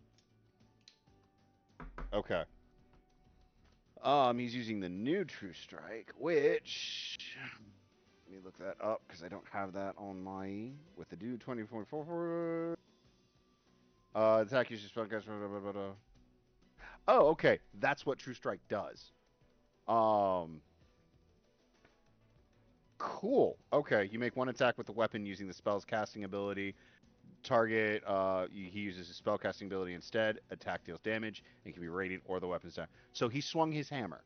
He swung his hammer. Is what he's saying. He swung his hammer using True Strike to do the damage. Okay. All right. If you want to move, we will just say you did. Do you have a? Don't think you have a. Oh, he's using his long sword, not the hammer. Okay. Because the hammer has the dodo stone. All right. Where are you seeing this? We're on Roll20. Oh. I have my character sheet on Roll20. Nostes' character sheet on Roll20. So he's been rolling on Roll20. That's where I've been seeing all this stuff. Okay, let me just pull that up then, so I can be. It's the CEN one. All right. No, I don't want to make a free account. I want to sign in.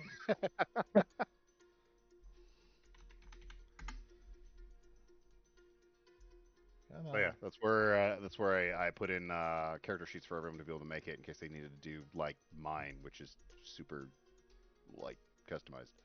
All right, so the goblin number 3 will go, and it is going to go after Thoric.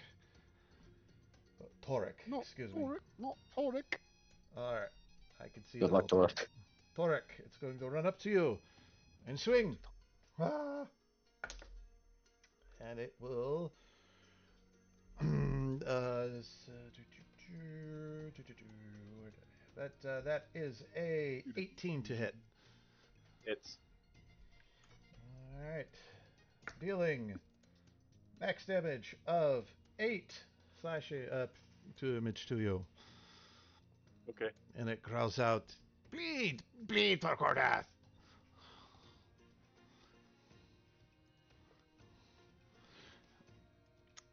Goblin number 4. It's gonna go after George. Boy. George. Rolls a natural 1. I'm so glad. Goblin number 5 is dead. Goblin number 6 will go after. We'll go after Arthas. And it rolls 22 to hit, which I believe hits. That might. That will hit. I will not use his shield. All right. It rolls 6 slashing damage to you. All right, top of the round. Do you want? I ignore it as it fails to or damage me. Ooh, Hmm. interesting. Interesting. All right, you ignore it. And top of the round. Do we want a second, or are we rolling right into it? So we've got one down, a bunch of them are damaged. One is on Nixus, one is on Toric, 2 are on George, and 1 is on Artis. So Have I- everybody has one on them except for George has 2. George has 2. Gotcha. Okay. Don't worry about me, guys. I can handle this. I can feel it. I can Nixus feel is it. gonna do whatever the heck she wants. All right. Oh, Torek, it is your turn. The one in front of me, Mm-hmm.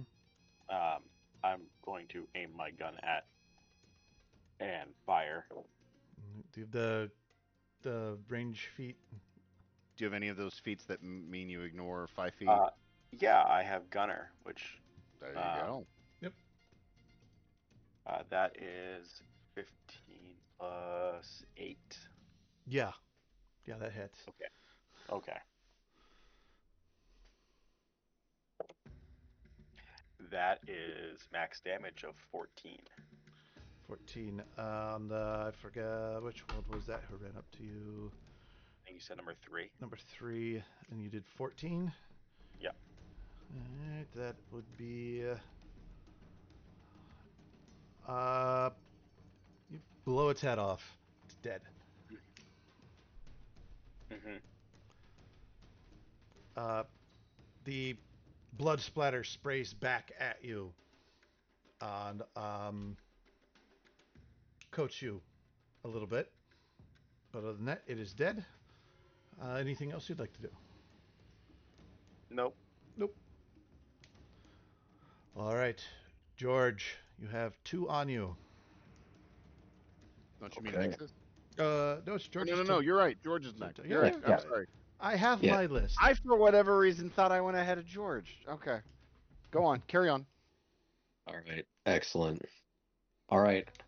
Hopefully, we will see what the dice gods have in store for me, as I will again use Great Weapon Master, and I will strike the target behind me.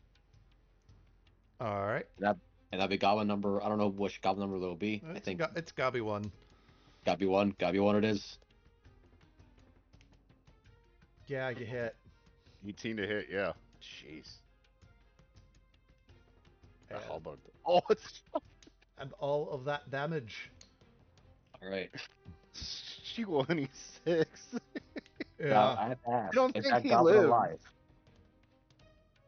No, he's Like, not. Oh, okay. Gabi 1 has perished. And do you come up overhead, coming down on your strike? Are you going left to right? Are you doing an uppercut? Oh, I'm doing just a spin to win. I just turn, and because I hit this guy and he went to 0 with my bonus action, I can hit again with Great Weapon Master. Yes. So this guy is now part of the large pile of rocks that they were making. All right. All right. I believe it was Gabi number 4 or 6. All right. No, What was that, John? It's a 12. Yeah, he's doing a bonus attack action. bonus. You're still breaking up real hard there. Yep, he's using his bonus action to make another attack because he reduced another creature to 0 hit points.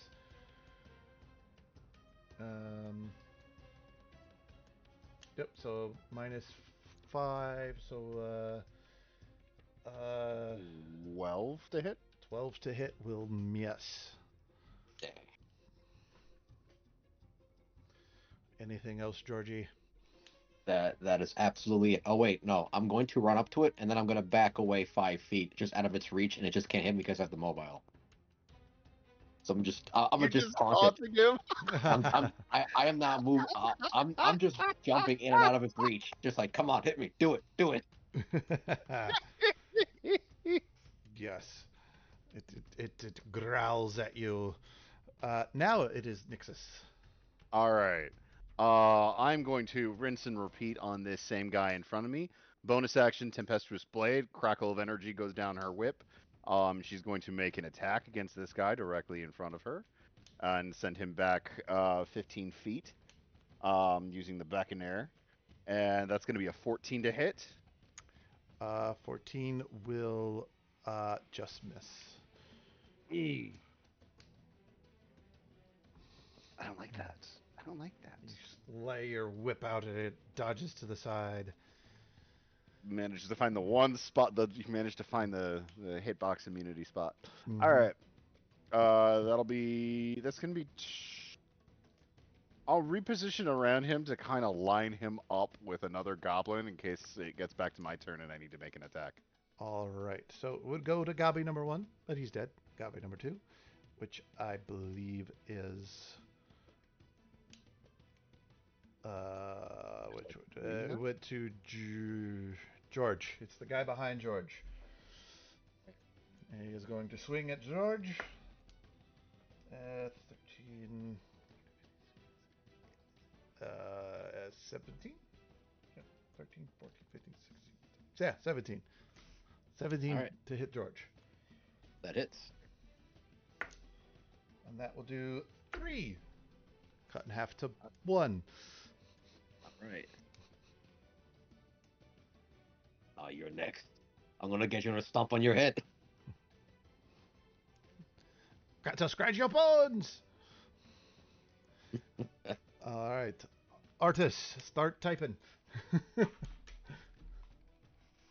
Attacking the one I attacked last time. That should be on Noxus. Oh, Nexus, gotcha. Nexus, yes.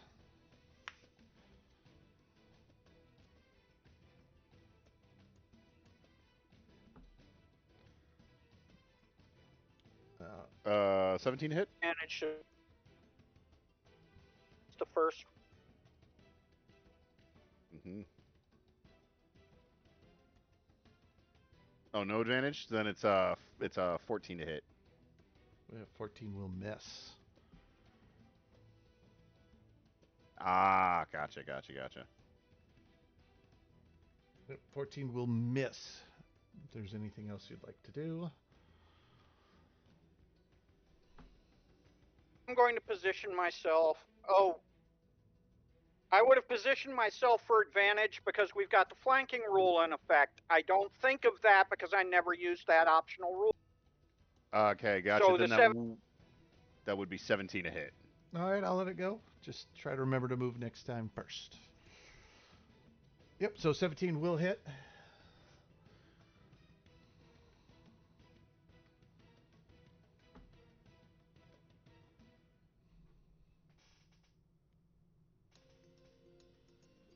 Nine points of I'm gonna damage. assume radiant damage. I believe that was number 4.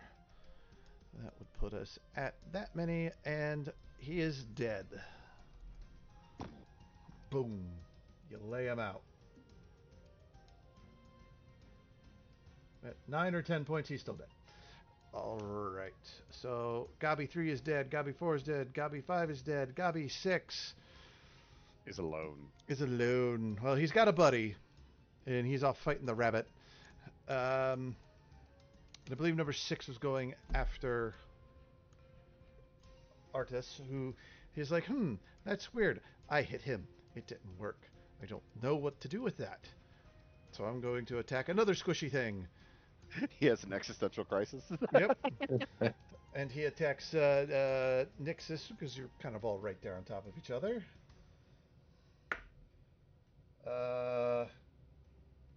9. Nope. Nope. All right. I think you guys have this well in hand. So we're just going to go back to the top of the round with Torek. Okay, what numbers are left? We got 2 and 6. 2 is on George. 6 is up there with you guys. Okay. Also, Brian, what's your HP at? The 6. healer would like to know. 6? Okay. Yeah.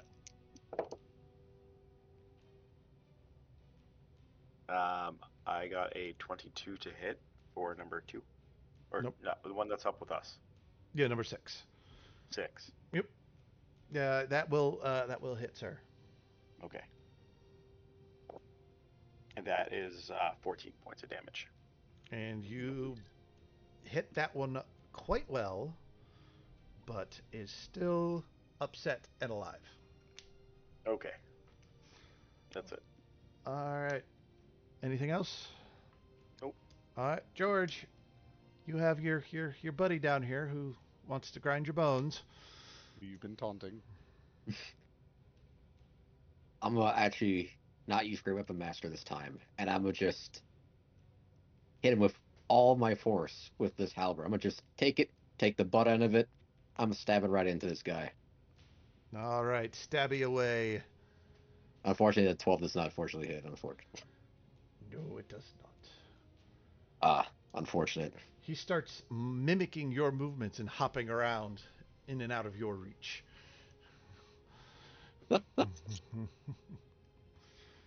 I see. This one's mine. Two can play this game, long ears. Okay.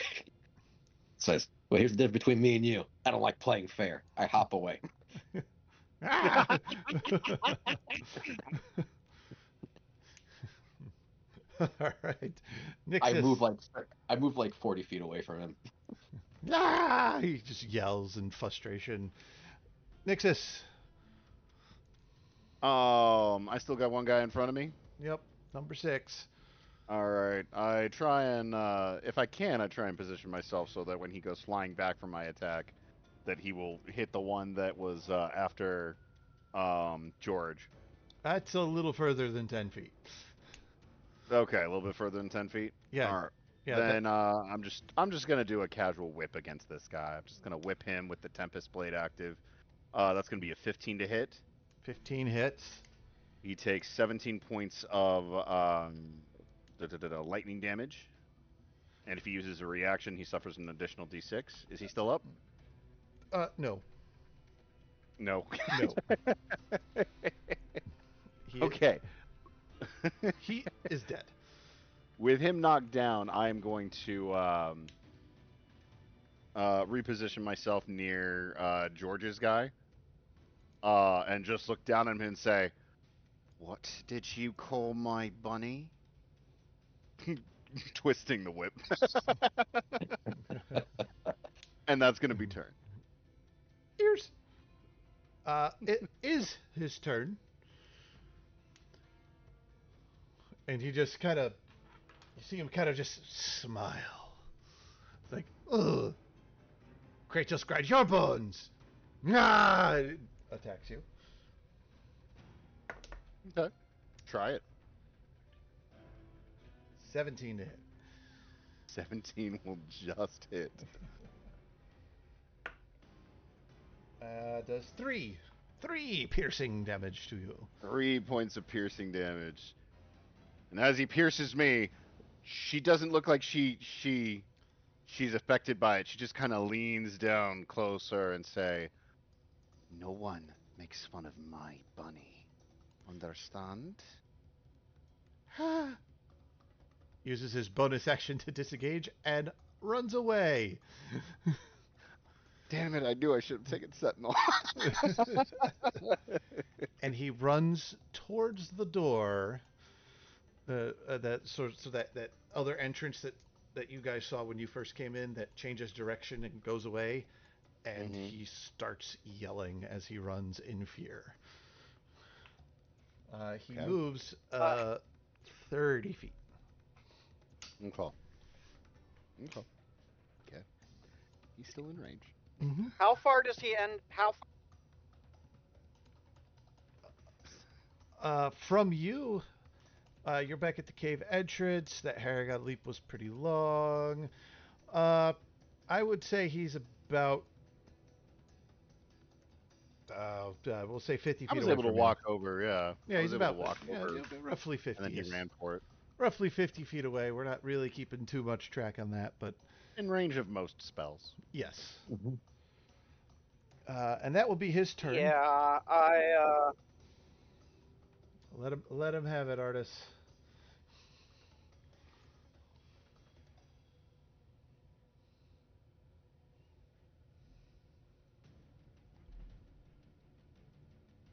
Oh, Toll the Dead. Wisdom saving throw. Their best save. He counters you with a mighty 7. So he takes 11 points of necrotic damage. And you all hear this bell toll, and uh, you see him stop at his tracks, shiver, shrivel, and die. And we are out of combat. Alright. Alright.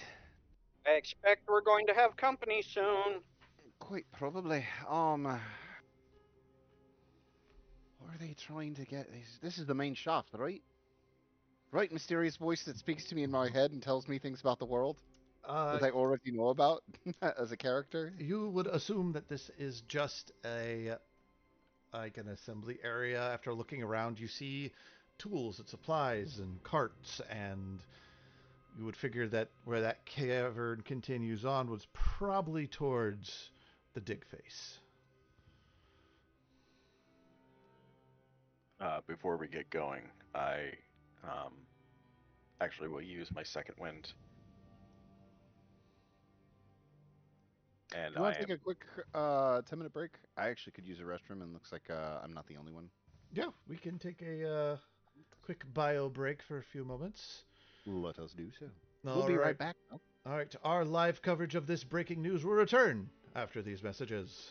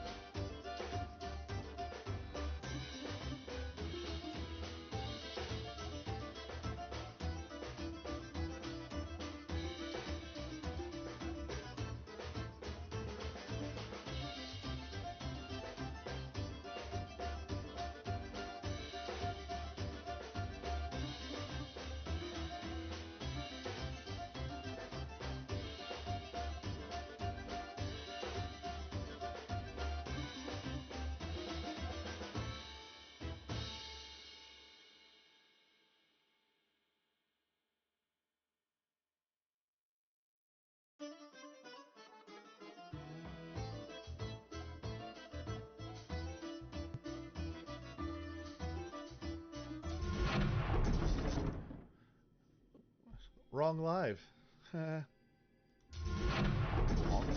Yeah, I have two different live screens for Oh, breaking okay. news and then for our regular one. So, hi guys, welcome back to the sea and when our continuing coverage of this breaking news. Our Scry camera has been following these groups of would-be forced volunteer heroes deep into the cave, where they took on goblins, managing to only suffer just a little bit, and quickly defeating their foes as they venture forth to figure out what's next.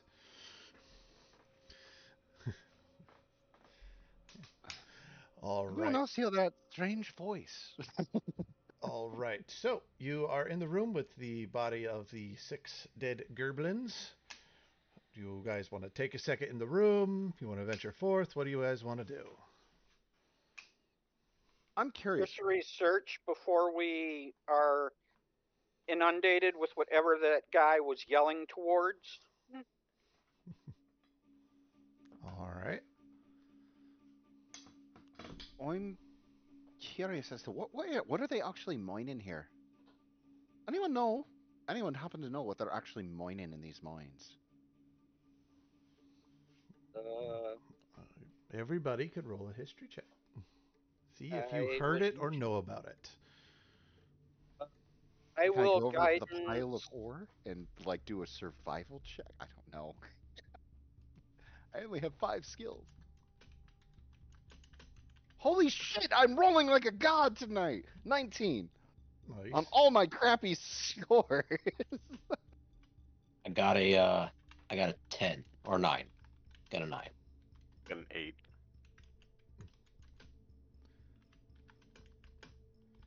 All right. What did John get?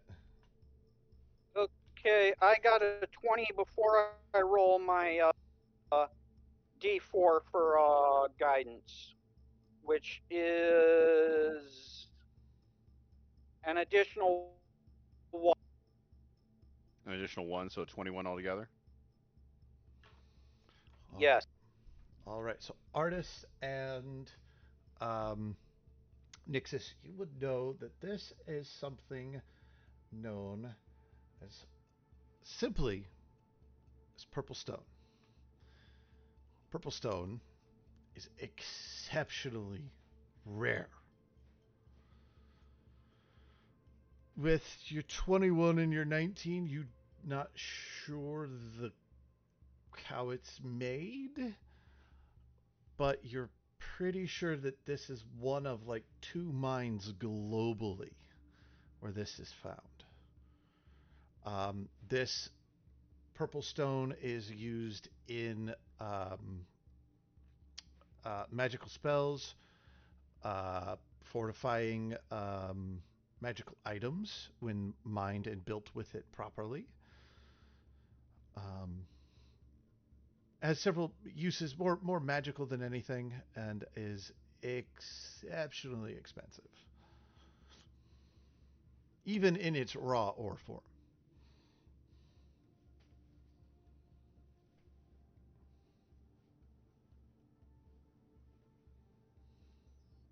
As a warlock, would I have any sort of unique perspective on this stone, such as the fact that these people have this almost like weird cultish thing going on? Everyone's wearing purple, and there's a purple stone in a black stone mine.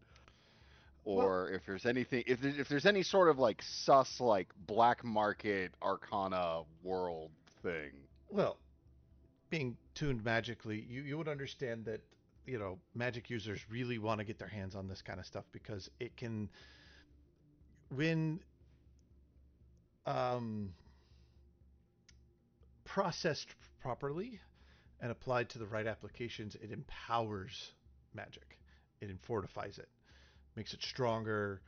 Uh, so, like if you had a you know purple purple stone powder and you used it to cast a spell, it becomes stronger as if you casted it at a higher level. So it's an amplifier. It's an amplifier. If a magic item is made with the stone, it becomes stronger in some way. Um, there is a regular market. There is a black market. like anything powerful like this that there is. But what kind of triggers in your mind is purple stone, black rock. Maybe they're trying to dig into that. They're the purple stone mine and kind of show off their colors a little bit. What if I mix the powder with black powder? Um,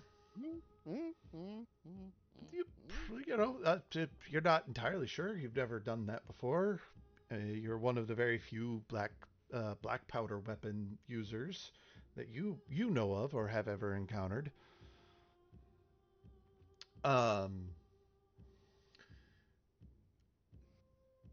However, the idea to get this metal-like stone ore into powder, it's going to take a lot longer time than you have, and you're not even sure the process of how to get this ore into a powder. I'm gonna do the stupid thing, and I'm gonna touch one of the veins on the wall. You They touch told us not to touch it. you touch it, So rather than and it is it's weird. It's like slimy to the touch, and the purple kind of pulses when you hit it from the light it's reflecting. Shite. I don't know if goblins are the only thing that's down here, lads. You don't get magic just from nothing like this. This is purple stone. This is a powerful amplifier. There's a ton of it, and anyone notice that it's almost organic? It's squishy. It's not squishy. It's Just not keep squishy. poking. It feels Oh, it's not squishy, solid. it's slimy? It's weird. It's like it feels wet. Anyone else notice that it just feels really damp? Is that the only thing in here? Or the rock stamp? Everything else secretly is underwater? is relatively dry. But Okay. like it feels like you took. It's like that Or a vein cave. for a mine. But this rock feels like you are touching a rock underwater. Okay. I mean, it feels wet.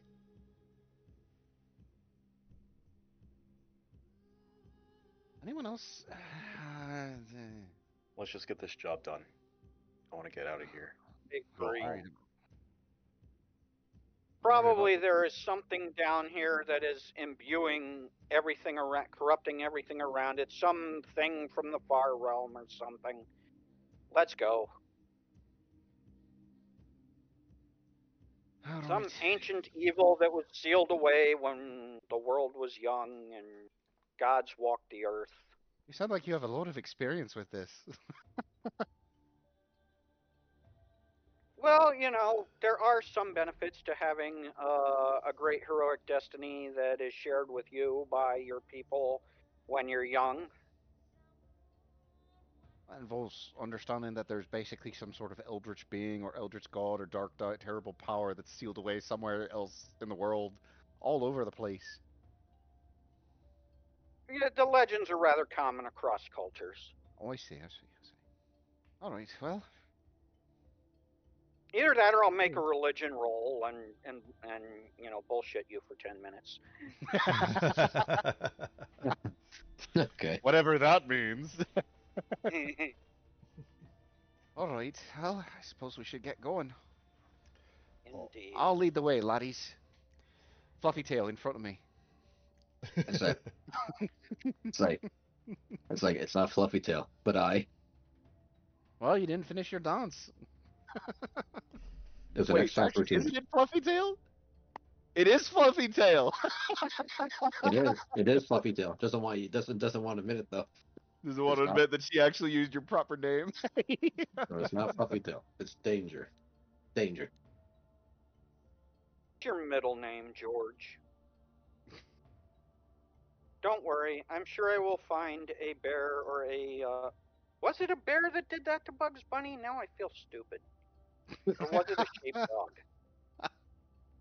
I can't I'm trying to remember 20 years ago when I was maybe still in the military was the last time I saw that. See, now They I'm gonna don't have to like. go look up Bugs Bunny lore. So Like, what is? while we're looking at Love Bugs him and Bunny hug Lord, him and call him George. which way did he go, George? Which way did he go? Yep. Lenny of Mice and Men. Can I tell the rabbits, George? So you all head on down into that tunnel that changes directions. Oh, into probably about another 70 feet or so. You notice that this. Um, Yes. I hate to interrupt, but I'm going to tell whoever's belt buckle is glowing to cover it, and I'm just going to give everybody dark vision for 300 feet per an hour. Okay. I Because cover can my do belt that. buckle. Wonderful. So you all gain the ability to see in the dark, and it a little jarring at first, especially for the those of you who don't normally have it. Why does everything look like it's a horror movie? Because it is. What's a movie? They always see in black and white. What's a movie? Sorry, why does everything look like it's a horror major image?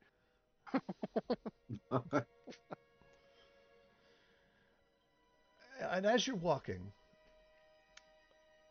you go from mine carved stone to worked stone.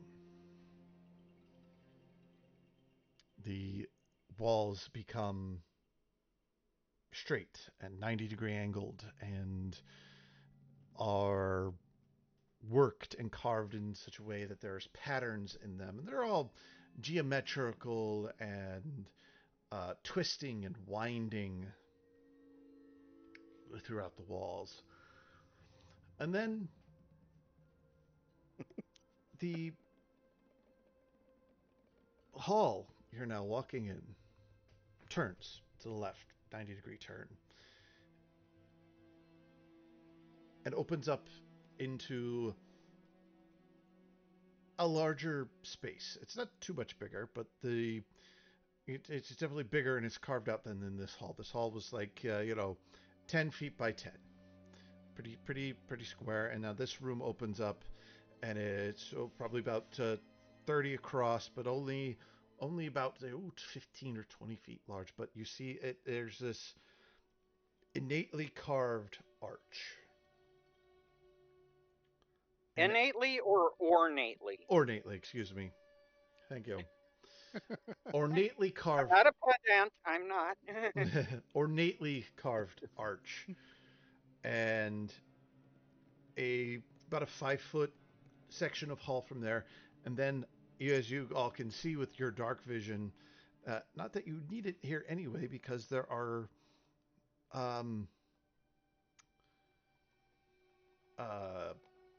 braziers that are lit flanking this archway, and the room that you see further in, it is also itself lit. And the second you cross from the hall you were in into this room, you hear a grinding noise, and a wall cuts off your exit. And you hear chanting, rhythmic. And it's chanting, Katos, Katos, Katos, Katos, Katos. Really worried there was going to be Ray La Cthulhu. Riela Cthulhu Kratos, whatever he's been saying. The Ignore the 56-year-old man who does not have early onset dementia. I promise. the the veins of this ore are still visible from this hall and into this room and into that next one you see. With no other option but to go forward. Do we want to take a second? Got some buffing spells. Talk for a moment. Let's just take a long rest, just right here in the anti-way. Yeah, I think we're good. Just take a Yeah. long rest. We'll do the Baldur's Gate thing. We'll press the button. We'll somehow transition to camp. We'll take a rest, and then we'll come back. I mean, obviously we couldn't use pitons to jam that wall before it closed behind us. George will just take out a healing potion, or he'll just look to the next person and say, "Hey, that bag. Can I drink something out of it?" Let me check and see yeah. what they are. I should have done that before we left. It's good. Just drink it. I am opposed to random potion experimentation when we have the means to identify it. Well, I'm in favor of putting pressure on our DM to have the potion figured out without using the excuse of we're identifying it. Oh, you mean this list that I have right here? Exactly. You'll have to roll on it right now. All right. So you're reaching into the bag, grabbing a random potion for him to identify. Nos, I need you to roll a d10 and tell me what it is. Excellent. Can someone please do that for me real quick? Gotcha. Plus D10. That is a 1. Oh, it's not what I got. There's a 1. You take 10 minutes to identify this potion, and it is a potion of healing. 1 minute. 1 minute. 1 minute, excuse me. It's gotten faster than the old days. Yeah. Oh, there we go. 1 minute. So, potion of healing. Potion of healing. Oh, this is a potion of healing. Here you go, George. Or Thank you. Oriac. Yeah, you could have just drank it. Yeah, you didn't need to. I am assuming that our host was not giving us potions that were like poison, but it's always possible there was a vial of basic poison in the in the shop. I didn't really look. I just went like this off the shelf. He seemed like a fairly trustworthy fellow. I mean, sure, there was that flag that had a black handprint on it, but I think he was perfectly safe. And his willingness to go along with defrauding the local government might be considered slightly suspicious, although absolutely normal in the local. I don't really think anyone would really be opposed to that. I mean, they sort of put themselves in a corner there. I'll take a potion. All if right. we happen to have one. Roll a d10. If you get a 1, re-roll it. I got a 5. A 5. Nice old 5. A minute goes by, and you have found yourself a potion of fire breath. Ooh. This one lets you breathe fire. Let's try this one. He rolls a d10. Rolls a d10. He rolls the d10 or he gets the hose again. Yep. No, it was a potion of poison. We lost George. If it is a 1 or a 5, re-roll.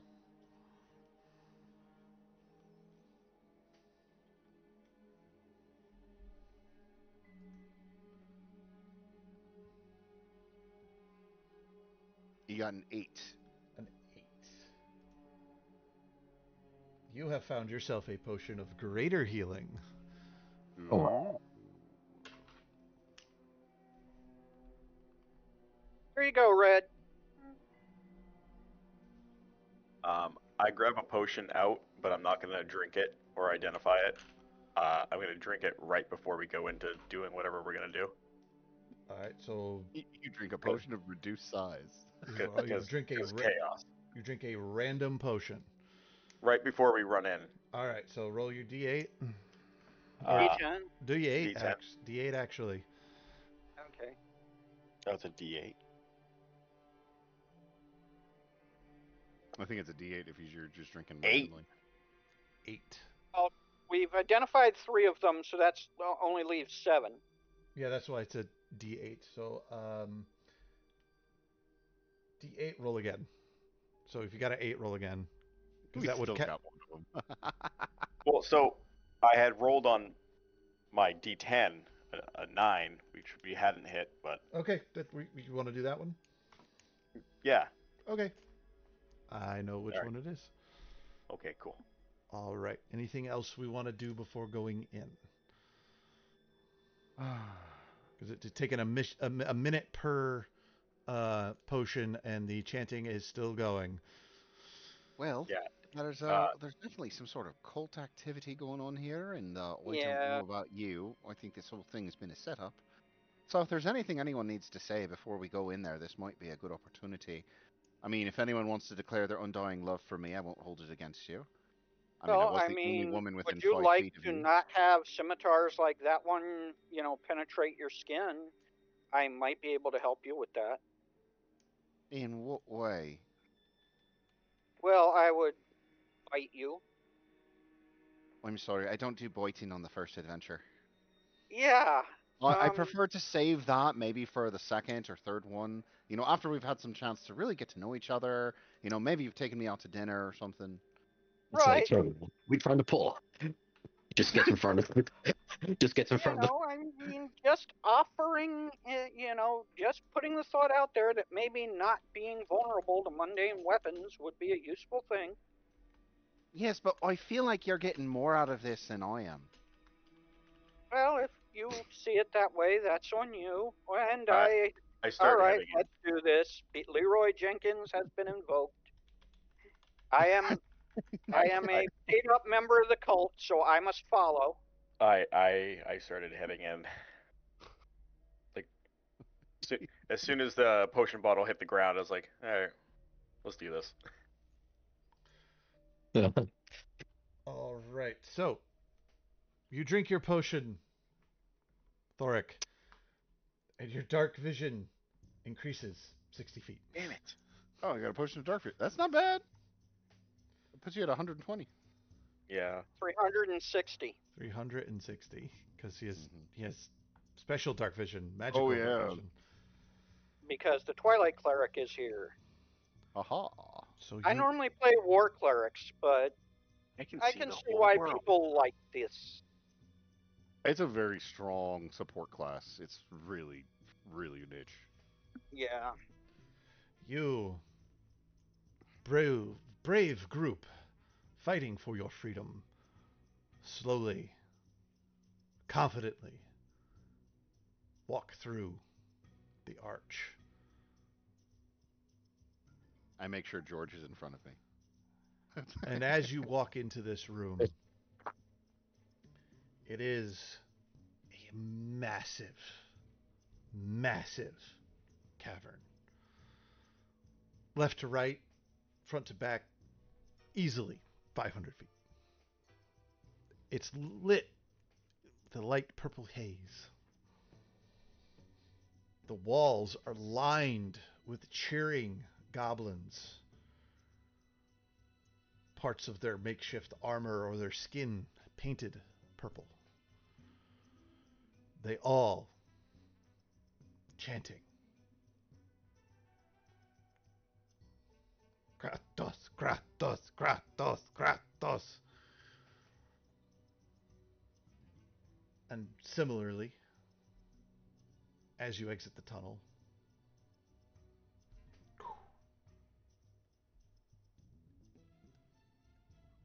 a wall of stone blocks your exit. In here, you can tell that this is some kind of cult-like activity, like you were thinking. You look around you, and there are hundreds and hundreds of goblins. There are spiders and other creatures of the dark, all with some kind of purple flare. And sitting well above, you see a open, larger viewing area. And even with your vision and your dark visions and your magical perceptions, you can tell that there are things there, but you cannot make out what they are. Humanoid of some kind. Tall one, short one, some average sizes, two short ones actually. It's the governor or mayor or whatever. And as you gain and more distance into the room, all of a sudden, one of them stands up and a staff, the glowing purple gem that looks or stone at the top that looks very familiar. Boom, boom, boom. Silence falls. And a voice rings out. Kratos. And this voice echoes, and it has weight to it. And from the opposite end of where you are, roughly 300 feet away, you notice the earth begins to move, and the floor shakes, and it rumbles, and it rattles, and bursting from the floor itself, a giant purple worm. Ooh. Brian called it. Brian did call it, so you get DM inspiration, which allows you to either re-roll a 20 or force the GM to re-roll a d20. So it's essentially a luck point. A reroll. Okay. A re-roll. So let us all roll into initiative. Oh boy. What the heck? I cannot roll initiative to save my life, literally. Don't worry, you have George Danger Fluffy Tail with you. Oh, I feel much better. And George never fails. George rolled a 23. George, 23. Torek. Natural 20 for a 24. 24. And then looks like Artis got 19. Artis, 19. And Nexus. 8. 8. I rolled low on my initiative. I rolled high on anything that's not something I'm supposed to be good at. So, you know what's awesome? I wrote you guys, I wrote Torek, George, Artis, Nexus, and then put numbers beside you, and I was going to... Happen to be in order. I happen to be in order. So, I am going to put my purple worm last in initiative. So it can eat us. Allowing you all to go first. So, would-be heroes fighting for your life. Thoric. Mm-hmm. You can go first. I go a pew pew. Up you.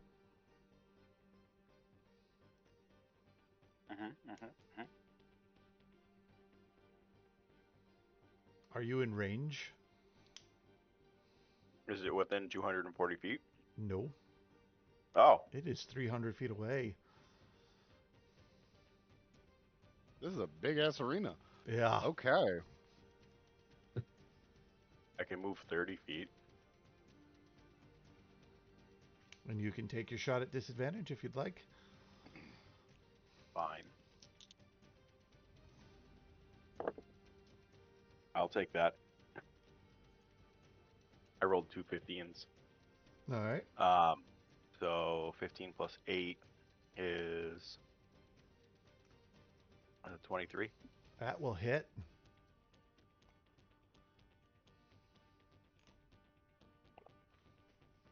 That is 9 points of piercing damage. 9 points of piercing damage. You shoot it, and this thing doesn't even flinch. Cool. All right. George, you have a gargantuan purple worm 300 feet away from you. This is gonna be crazy.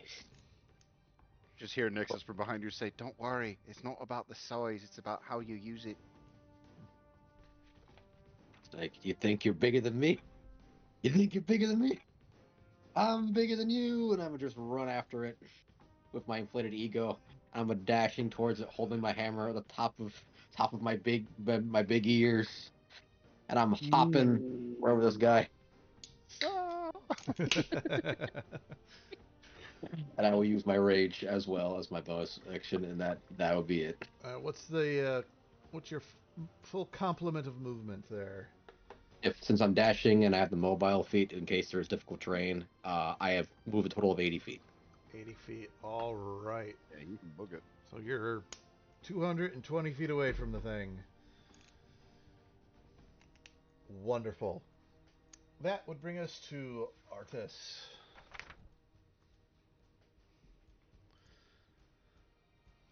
Artis is going to dash to be 60 feet toward the thing, but slightly angled off so that there's like 20 feet between me and George. All right. You know, so hopefully this thing can't swallow us both in one chomp. All right. Is you make you take your action to dash? Is there a bonus action you'd like to do? No, not really. I'm saving that All right. because I'm trying to figure out of the many options I have, what's the best one to pull out on this occasion. All right. Nixus. I look at this thing, and I see my bunny running towards it, and I think, "Fuck that."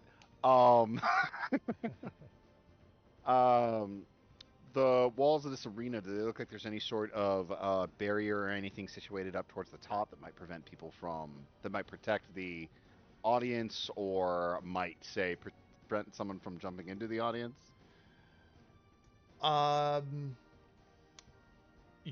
There's a protective shimmer on that balcony, but not the audience. But not the rest of the audience? Okay. If you would like to climb out, it is a 50-foot climb. Which is absolutely fine because I have boots of spider climbing. Mm-hmm.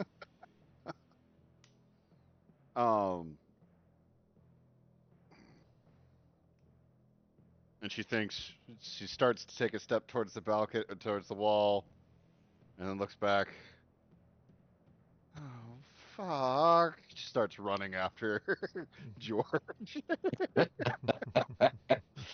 She's trying to move around towards the side, not going at it headlong, but coursing to the left. Only about 60-foot movement with her dash action, but she's trying to get all around on the side of it is her goal.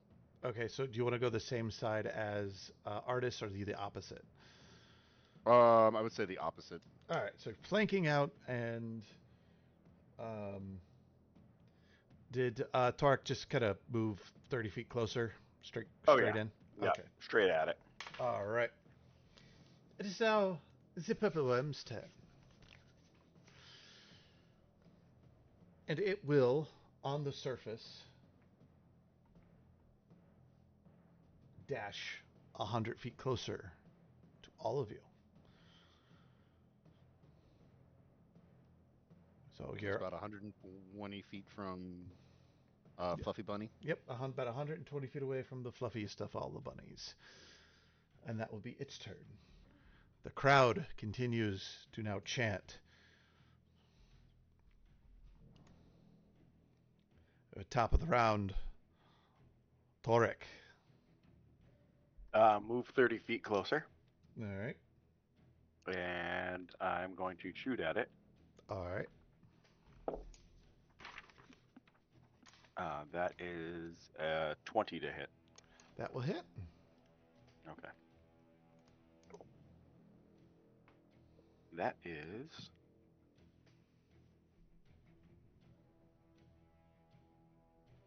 That is an 11 points of damage. All right. Cool. All right. Anything else? Nope, that'll do it. All right. I will give you the opportunity to do something else here because as the round ticks by, a voice comes into all of your heads and whispers into your ears. And you don't know where it comes from. It's omnipresent. And it says, you can choose to activate your stone.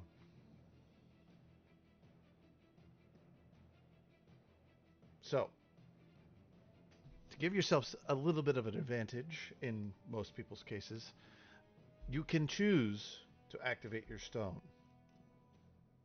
The critical effect only happens at the crit, so you can do extra damage if you'd like to. My apologies, I meant to do that at the top of the round. I forgot, just saw my note. So if you'd like to activate your stone, it is a bonus action, and it'll be on for the next minute. So, Thorak, if you'd like to turn it on, you can do an extra d6 of fire damage if you'd like. Yes. Okay.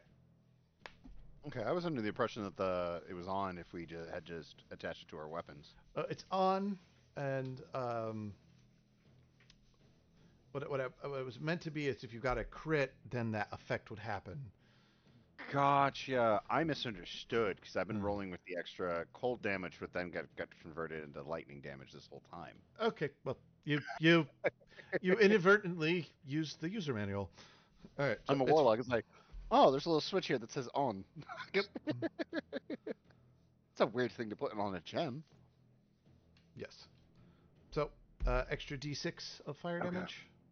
5. 5. All right. All right. Definitely chipping away at this thing. All right, George. Okay. Things are 120 feet away from you. It is another 120 feet away from me. I use my bonus action to maintain my rage, and I just dash again. All right, and that puts you. Should put him at 40 feet away. You are 40 feet away from the thing, my friend. All right, Artis, flanking off to the right.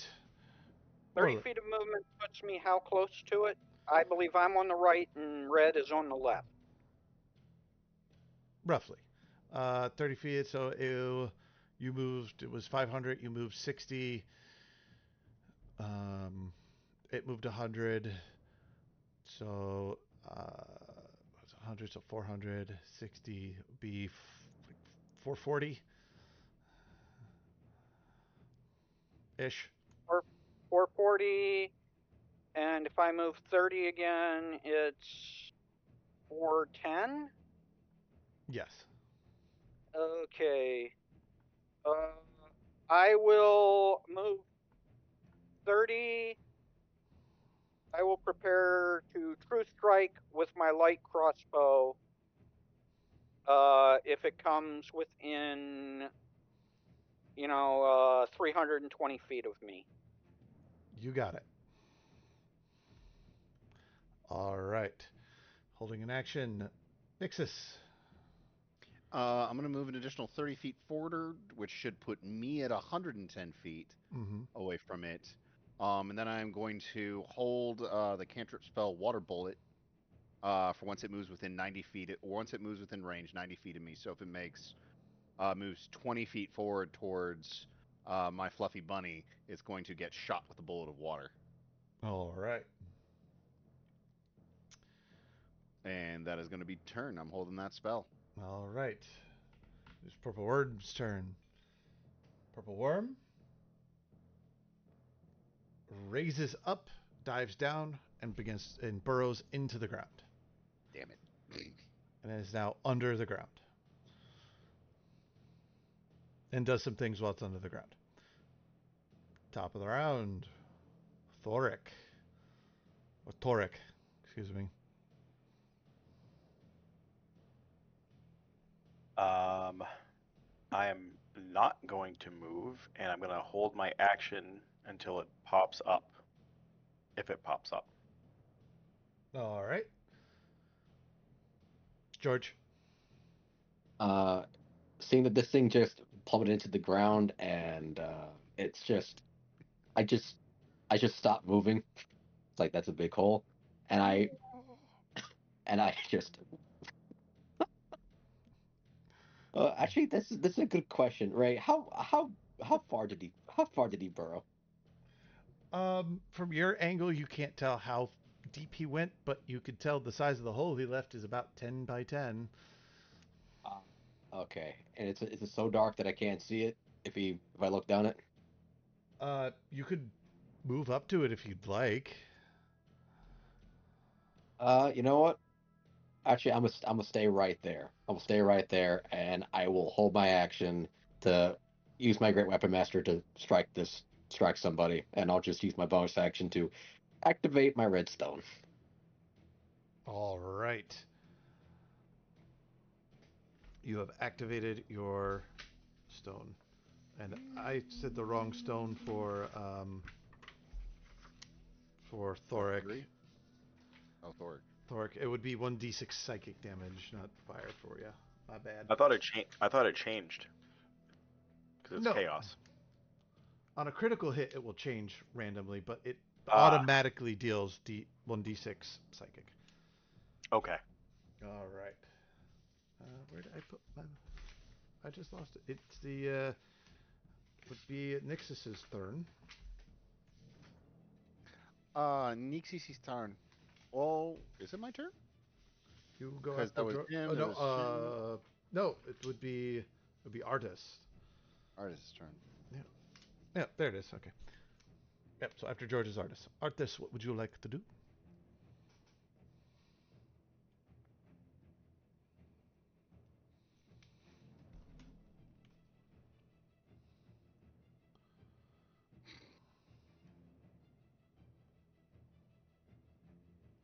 John? John? John, you there? Sorry, Blarg. Yes, I'm here. It's just I wasn't registering that Artist is my character. I'm sorry. I get I it. am going to. I am going to move closer towards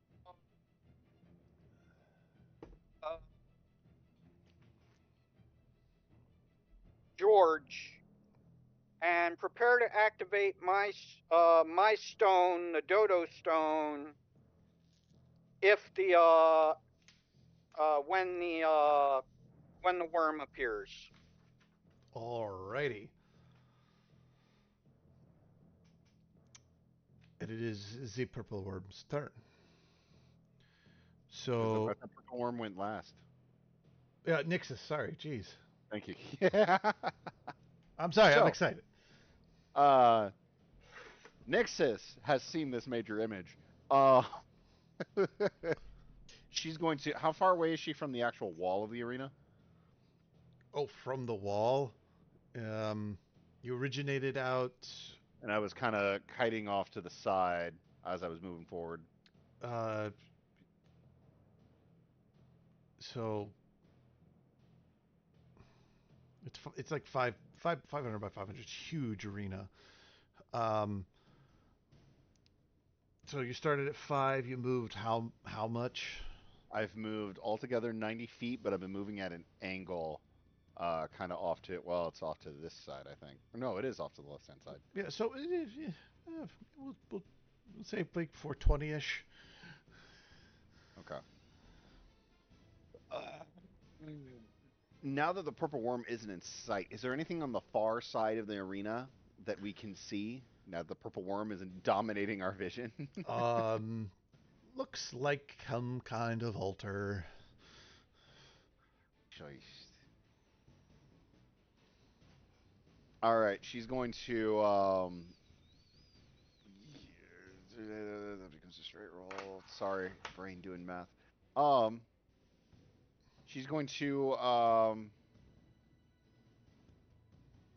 No, she's seen this movie. She's going to hold still. She's going to take the dodge action. No, she's going to have that water bullet ready. She's going to Maintain the water the bullet. water bullet. She's going to hold that water bullet for when it tries to attack because she feels like it's going to attack Bunny.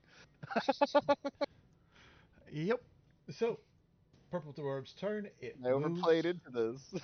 It moves underground and comes up underneath George. George, Oh, boy. your triggered attack goes off. You'll be attacking the maw of the worm itself. Your action will trigger first, so you get to swing. Excellent. All the held actions go off. Mm-hmm. Let it happen. Oh. Oh. That's a 3. That is so unfortunate. Oh, Oh, man. They do my water bullet, though. poor bunny. Poor bunny indeed. All right, so you a swing, you hit a tooth, and it vibrates back into you. I don't know if you've ever hit something really hard with like a stick or a bat or something, and you just get all that shock into your hands. Yeah. All right, so held actions go off. We'll go in initiative order of Torek. I'm gonna shoot it. Should be just inside your range too. That is a natural 20. Oh, fun. Oh, fun. So, roll your damage.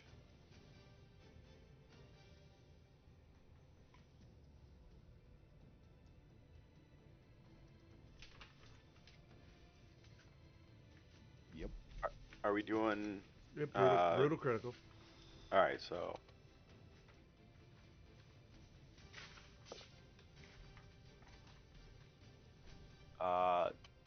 21 points of piercing damage. Very nice. 21. Plus the d6. Mm-hmm. Psychic. Is that brutaled, or is that just the single roll? Single roll. Alright, that is another 5. All right. And, what happens to your weapon? I don't know. Oh, it changes randomly into any other weapon chosen by the DM. To the list. You're a fighter, right? Yeah. Okay. I can use anything. You can use anything, yeah. I mean, there's at least that.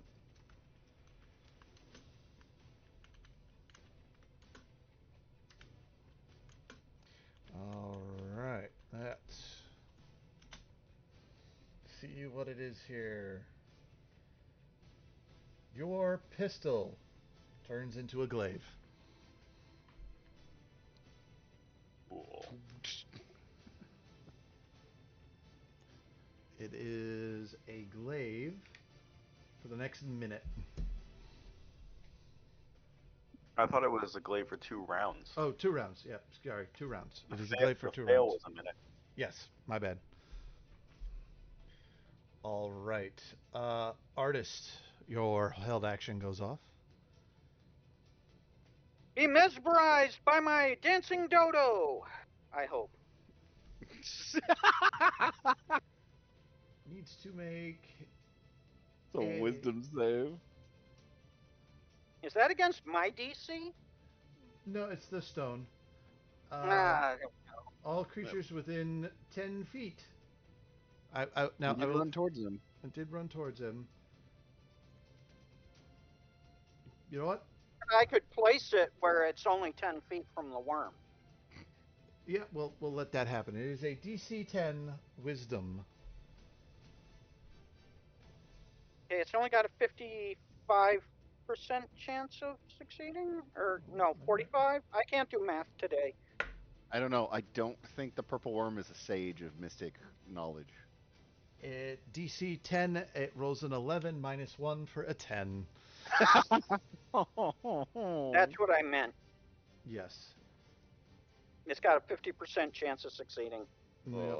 Now, if it had been using... But there's still time. I've got a plan. Just for I'm fun. not saying it's a good plan. Just for fun. George, make a wisdom saving throw. No.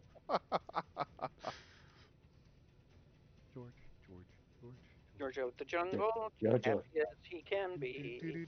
All right. George of the jungle, watch out for that tree. Oh boy.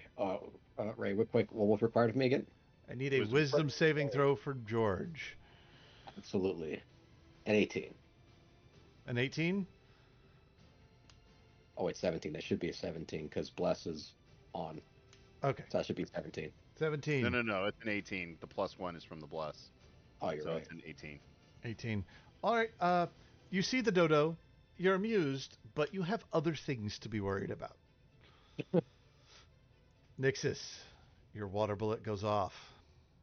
That's a 20 to hit for a total of 6 points of magical piercing damage.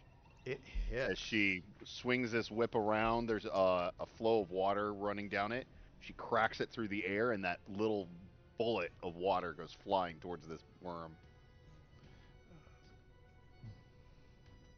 Awesome. You guys are actually doing pretty darn good, considering. I mean, we had the advantage of distance there for a while. Uh-huh. Mm-hmm. So now it will bite George. Here it comes. But he's size small and he's easy to bite. And That they're is, poisonous. Let's see it. Doesn't purple worm poison cause death? Does a 29 Only hit? if it stings you. Need you ask? Yeah. Need you ask? I do need you to make a dexterity saving throw. Very well. I will. Wait a minute. No, I cannot because I used my reaction to attack. So Is that he means within 30 feet of me? I don't think you were that close yet. I mean, I was moving forward. and a nat 1. A nat Oh, 1. no. That is a nat 1. Oh boy. No, it's not. You can re-roll that. I can I'm going to reroll. use my inspiration. Reroll it. Oh. Ooh. Ooh. Reroll. Oh. It's better than a nat 1, but...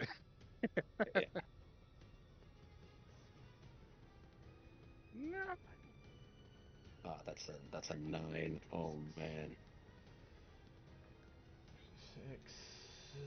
Okay. Hold on. I gotta. Still working on the damage here. I feel like a nat 1 still would have been worse. Alright. So. Oy.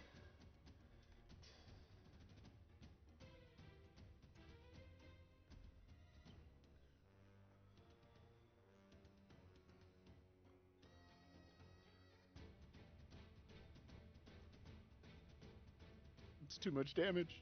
The little kid in me is asking how much damage am I taking. You will take 40 points of damage and are swallowed by the purple worm. He's Oh. dead, I think. Well, you're raging, right? I am. However, that's 20, and my HP is 15. I am gonzos.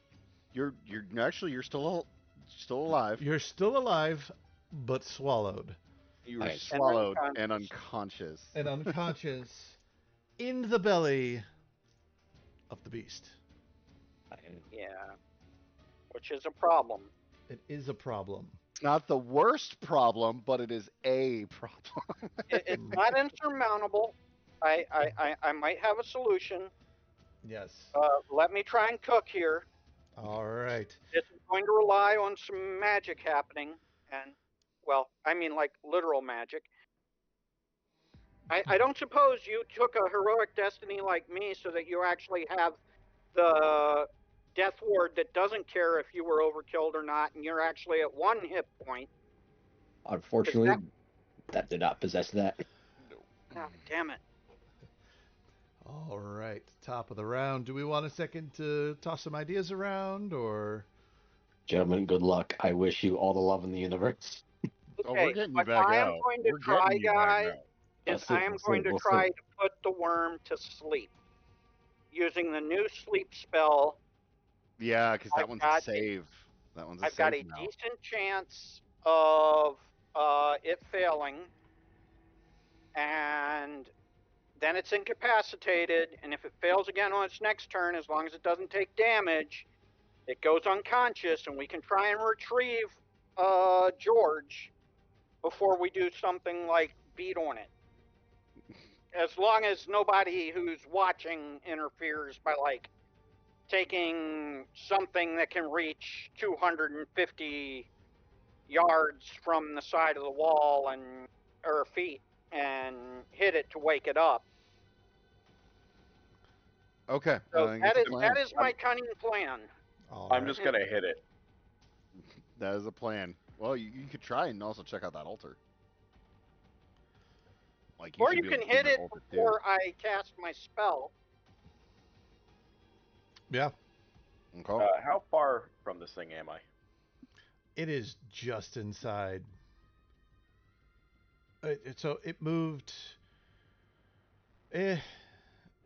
What's So what are your range increments again? For your pistol. mean? Your pistol. What's its range? Oh, For his glaive, you mean? Or That's my a glaive. melee weapon? 10 feet. Yep. But what was it for your pistol? Because you were just inside of it. 60 to 240. Yeah. So you're about 240 from it Oh, with a glaive. I don't think my reach reaches that. Nope.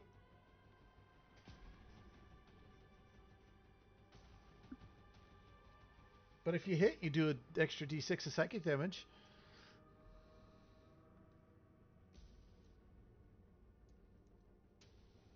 $240. Okay. No, Okay. it was closer than Okay. that. Because if it came up to bite him, That brought it within range of, like, 90 feet of me. Yeah, because you He only moved was- like 30 feet from the start, you and it you was haven't moved 500 much. feet away, and it moved. That's yeah, the and then I thing, you moved haven't another moved much. 30. Yeah, so it's inside 240. We're just gonna go with it's within 240. Then I can do nothing. You can run towards it. You can run towards That's it. fine. You could start trying to.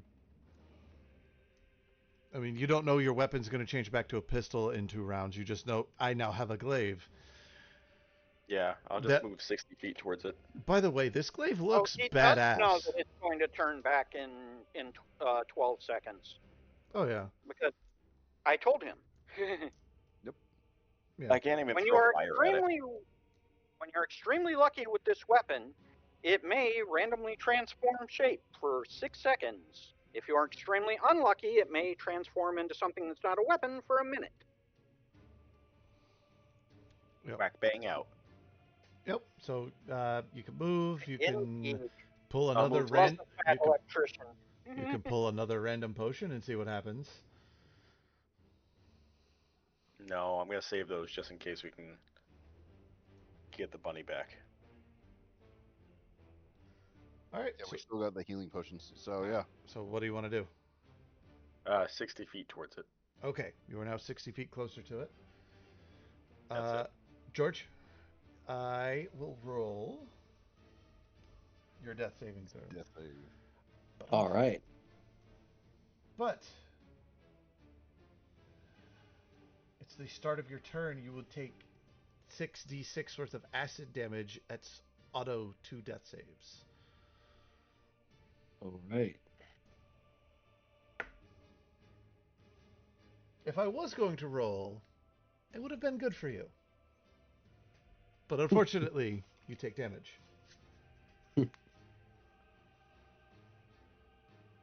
All right. All right. Random thought that crosses George's mind as he's slowly disintegrated by this gargantuan purple worm.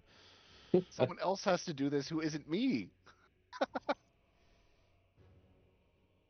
As George is sort of disintegrating into the belly of this massive purple worm, he thinks to himself, just maybe,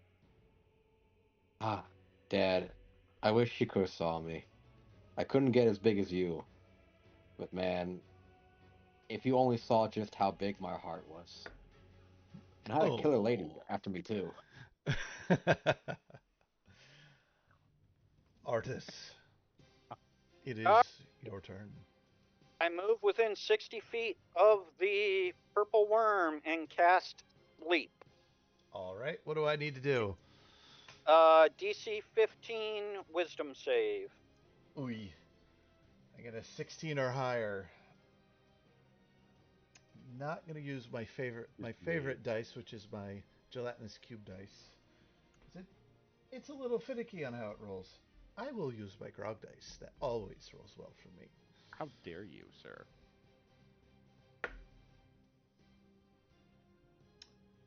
12. You are incapacitated.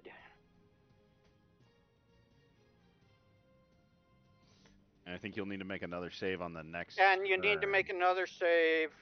Hang on, I can't just project it into the thing, but I actually have the spell up. It's concentration up to a minute. Each creature of my choice in a 5-foot radius sphere, hi purple worm, you can have it all to yourself, have the incapacitated condition until the end of its next turn, at which point it must repeat the save. If the target fails the second save, the target has the unconscious condition for the duration. The spell ends on a target if it takes damage or someone within 5 feet of it takes an action to shake it out of the spell's effect. Creatures that don't sleep, such as elves, or that have immunity to the exhaustion condition, automatically succeed on the saves. Awesome. Fantastic spell.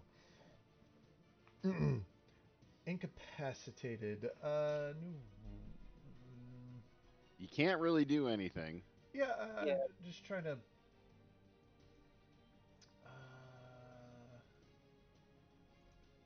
I want to just look at incapacitated under the new rules. You can't take any action, bonus action, or reaction. Your concentration is broken. Mm-hmm. You can't speak. If you're incapacitated when you roll initiative, you have disadvantage on the roll. Humorously, you are not speed 0. Interesting. So I can, while incapacitated, I can move. Yes. In theory, yeah. It's almost like, I think it's more along the lines of if you're moving forward, you become incapacitated, and then you keep moving forward. Huh. Yeah, I mean, they remembered to put that in the old one, but they forgot to put it in the new one. That you you can't move, so you can move. Interesting. It's just you can't attack, you can't take anything that requires an action, or bonus action, or reaction. Yeah, I was gonna do something, but since I can still move. The thing I was gonna do isn't gonna take place. Because what it's gonna have is incapacitated. It just and falls over, and I was gonna pick a direction, and there would have to be deck saves. But since he can still move, he's just kind of like frozen, straight up onto the ground. Groggy.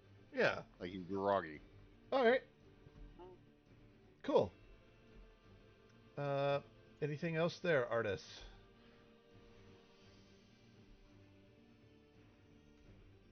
I don't think I can actually try and get into it to retrieve my comrade, unfortunately, so... Because I don't think I had enough movement. No, yeah, your move up would have... Yeah. So I am hoping that maybe somehow... I know it's not going to happen because he's already dead, but... I was hoping to try and rescue him somehow. Obviously, we're not. Maybe we should just try and exit through the big tunnel, stage left even. Let this thing take its anger out on its worshippers because their sacrifice got away. I demand sacrifice. All right. So, Nixus. Saw George get swallowed. George got swallowed. How far away would she be? Like, could I make it to the worm within a certain amount of feetage? If I start running towards the worm? I would say that would... You weren't that far off, George.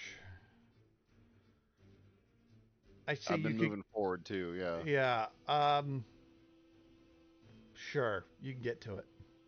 Okay. Get up to the worm. Um. Can I reach its mouth? Not exactly. You get its body. Get to its body. You could start climbing it if you wanted to, but you would just I start. will. I will. But I have boots of spider climbs. I will start running up the worm's side. All right, I get about 5 feet off the ground. Okay. I will use my dash action to get all the way back up to the top, and You are at the maw. I am at the mall. Okay. I'm going to try and position myself so I cannot fall in. Alright, I know that I actually need to be able to reach him now. A rope, a rope, a rope would be useful, maybe, A if you rope were would be still a useful. solid being. That we certainly would have grabbed when we Oh, I were have rope. in. I have rope. Yeah, It's stuff that I had in my inventory. Um, right. Yeah. Well, rope actually has rules now. yeah. Ray, Yes. can I bend the rules a little bit? Would you say that a rope could constitute as a whip in a certain sense from a certain point of view? I would say since a whip is your weapon of choice, I've got like 3 feet devoted to it. you can manipulate a rope better than most people when you are attempting to whip things in a whipping like action. I will take out one of my 50 feet of rope Mm-hmm. and using what amounts to basically one of my feats is called Scourge Master, which lets me treat a rope or treat a whip basically like a third arm, to where I can actually use it to manipulate objects. Mm-hmm. I would like to hurl this rope down somehow, miraculously, in some way that is obviously unseen, have it wrap itself around George's foot. Which is all you see as the toothy throat is grinding as it's swallowing and your I rabbit am friend. I am going to hold that tight. I'm going to then jump off So the worm, pulling him out just through sheer force. Not even trying to make like a strength check against this, just trying to pull him out with my weight countering his smaller body size. all right. So I like this. I think it's fun. Technically, you had to use your action to climb up, but you got rope feet. I like this. Hmm. So I'm going to use a mechanic from another game. It's literally a coin Okay. flip. I want you to roll a D100, and you need under 50 for that rope to hang on and pull your buddy out as you fall down. Yeah, I can do this. Damn it. That's 66. 66. You meant I needed to roll over 50, right? Under 50. High is always good, right? No. Mhm. What'd you get? 66. I got 66. Hold on. Let me look at something. Let me look at something. I want us to come out of this with no losses if we can manage it, and Um, except I think this says only D20 rolls, If which if you give me advantage on my next turn, I'll let you reroll it using silvery barbs.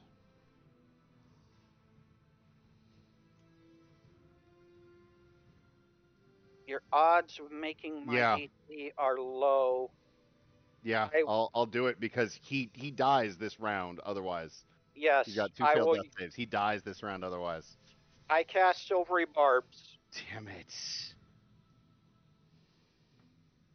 Come on, you can do this. I have faith. So I'm at 52. My dark gift is Living Shadow. Can I spend my Shadow Strikes to be able to somehow get a bonus from that? Can Typically, I that spend would my let me extend my feet. inspiration to reduce that by 1d10? Yes to John. Okay. Because he comes with inspiration naturally. Yeah, he does that naturally. Whew. Woof. Woof. You need a 3 or higher.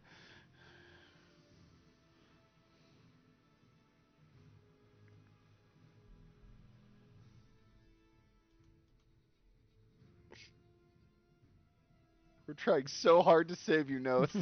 Oh, did you guys not hear me say -4? No, we didn't. No, we did not. Okay. Okay. For a 48, if I math correctly. 48.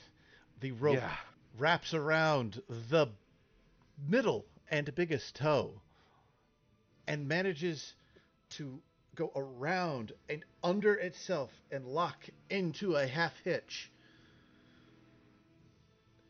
And your skill with range corded weapons, you feel that lock and you let go. And you fall back the 30 feet, ripping Sir Fluffy Button out of the maw of the giant worm. And he comes flying out. And inside of this 6 seconds, he is still in the air.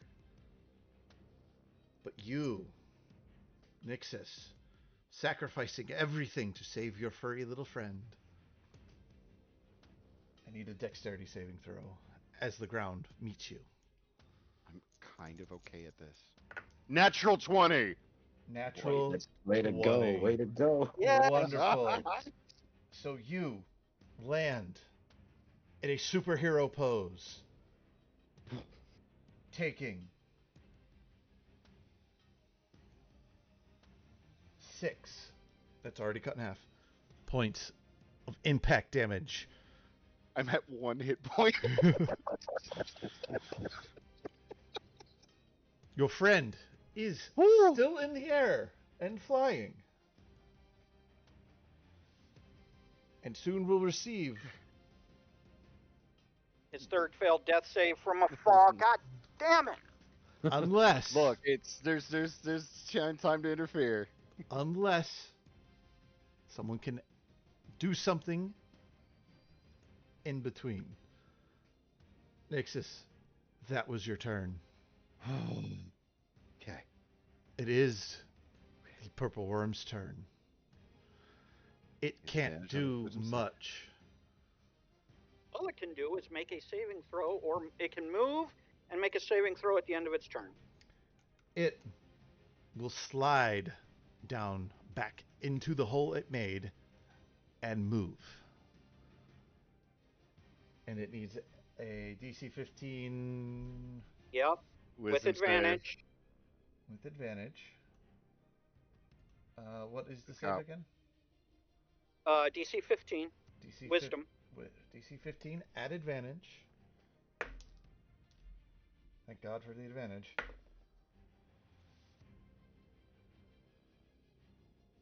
It rolled a 17 minus 1, 16.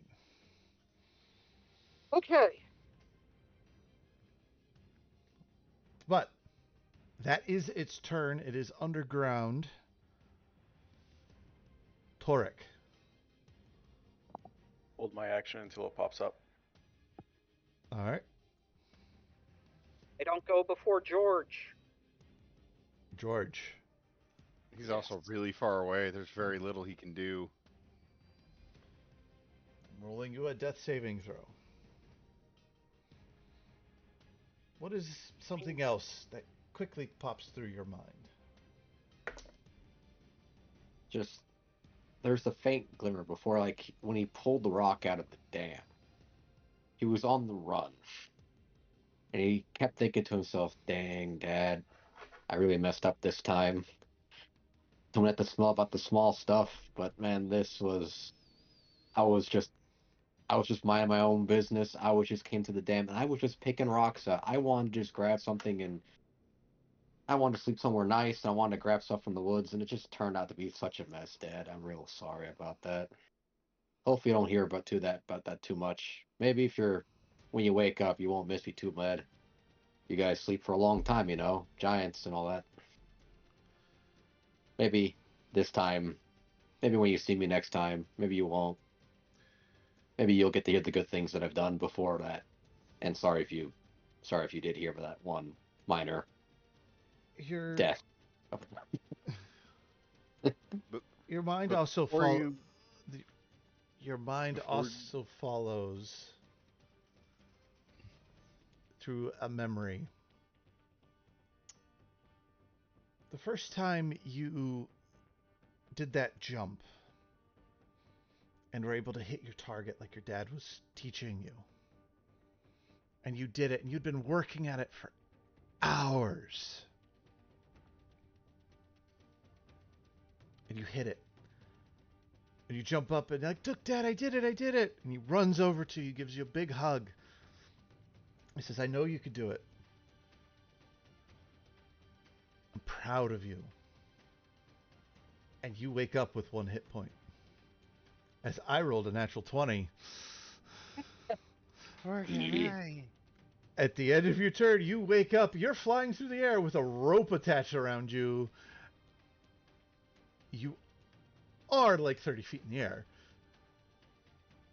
That is the end of your turn. Oh my. Artis, it is your turn. Artist, as a bonus action, pulls out a scroll and uses a magic action to cast Healing Word on George. Because I can. Yes, you can. And he will get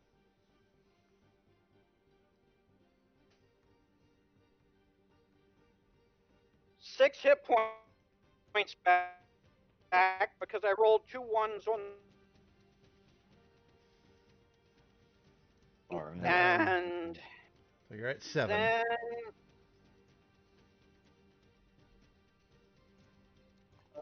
let me see. I had to use one.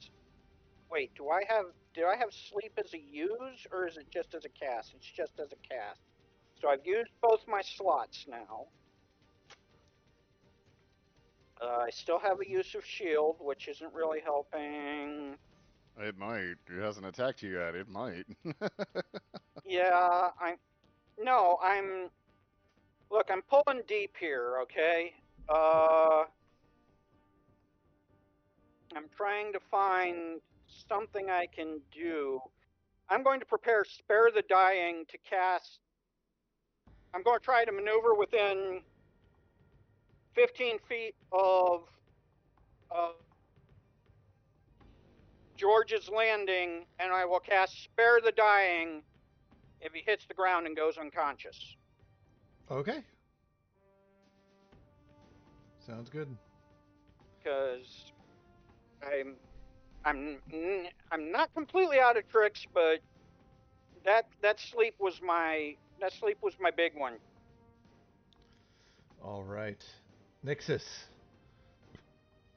I know he's still up in the air. I still got hold on this rope. Can I basically just whip him to me? Drag him out of the air to me. I will need a dexterity saving throw because that's a lot more weight you are used to on the end of your whip. Okay, so dex save. Yep. 11. 11. You make your whipping action and it just doesn't seem to affect like you want it to. All right. Well, I'm gonna assume he's gonna be fine. He's gonna land fine. So I hold on to the very far end of the rope and I just start running. All right. If I manage to reach the end of my rope, he's gonna be dragged with me. But Purple worm.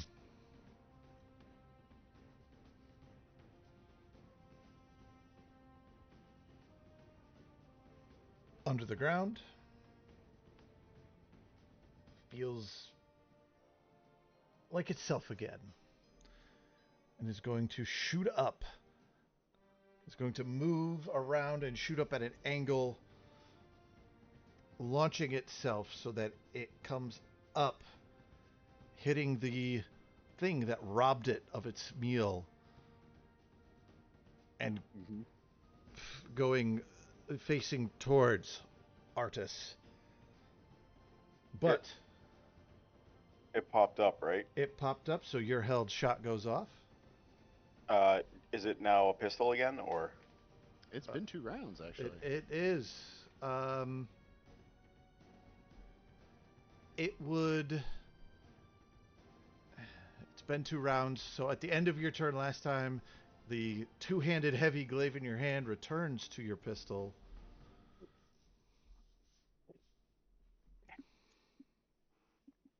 Oh no. What happened? What happened? Roll 1? I got another natural 20. All right, so roll Right side, you got a natural 20. I mean... It's going to change again. Hey, maybe it becomes an antimatter rifle at this point. Yeah, that Use should all the help you technically can be get. possible. It's the only time I Technically, don't it's not want a a magical natural weapon. 20. It's still brutal critical damage. Yeah. Yeah. We're still trying to get through a monstrous creature.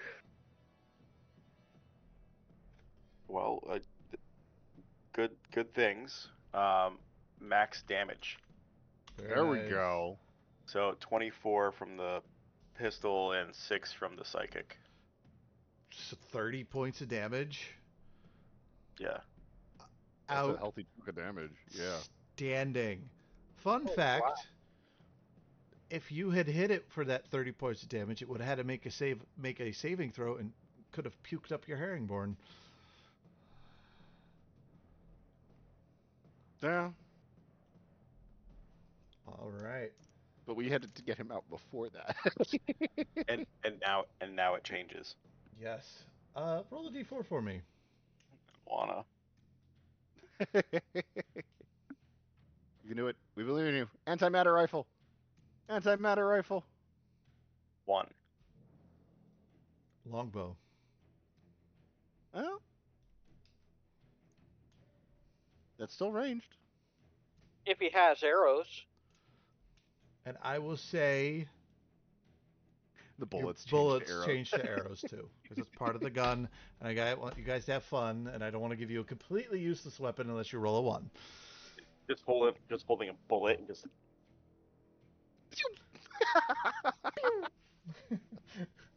It's just a really big slingshot. All right. Anything else there, Thoric? No. George, you're 30 feet in the air with a rope attached to your big toe. This is gonna be. Wasn't it? I'm sorry. I know I probably shouldn't be saying this. Wasn't it technically the purple worm's turn, and that was his reaction? No. Yeah. Yeah. Oh, okay. Oh yes, it is. Purple worm. Yes, it is. All right. Was attacking Nixus. It is attacking Nixus. This is why I said I probably shouldn't be saying this, but. Thank you for being honest. Screw honesty. Maybe. 18? 18 will hit. Armor class is 17. I am unconscious.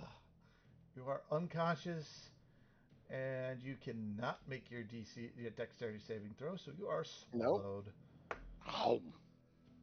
I would obviously, of course, let go of the rope that was connecting me to. Yes. To George. It is up on the ground with where's it? And it's going to get a stinger, a tail attack on Artis. Just, of course. Yep.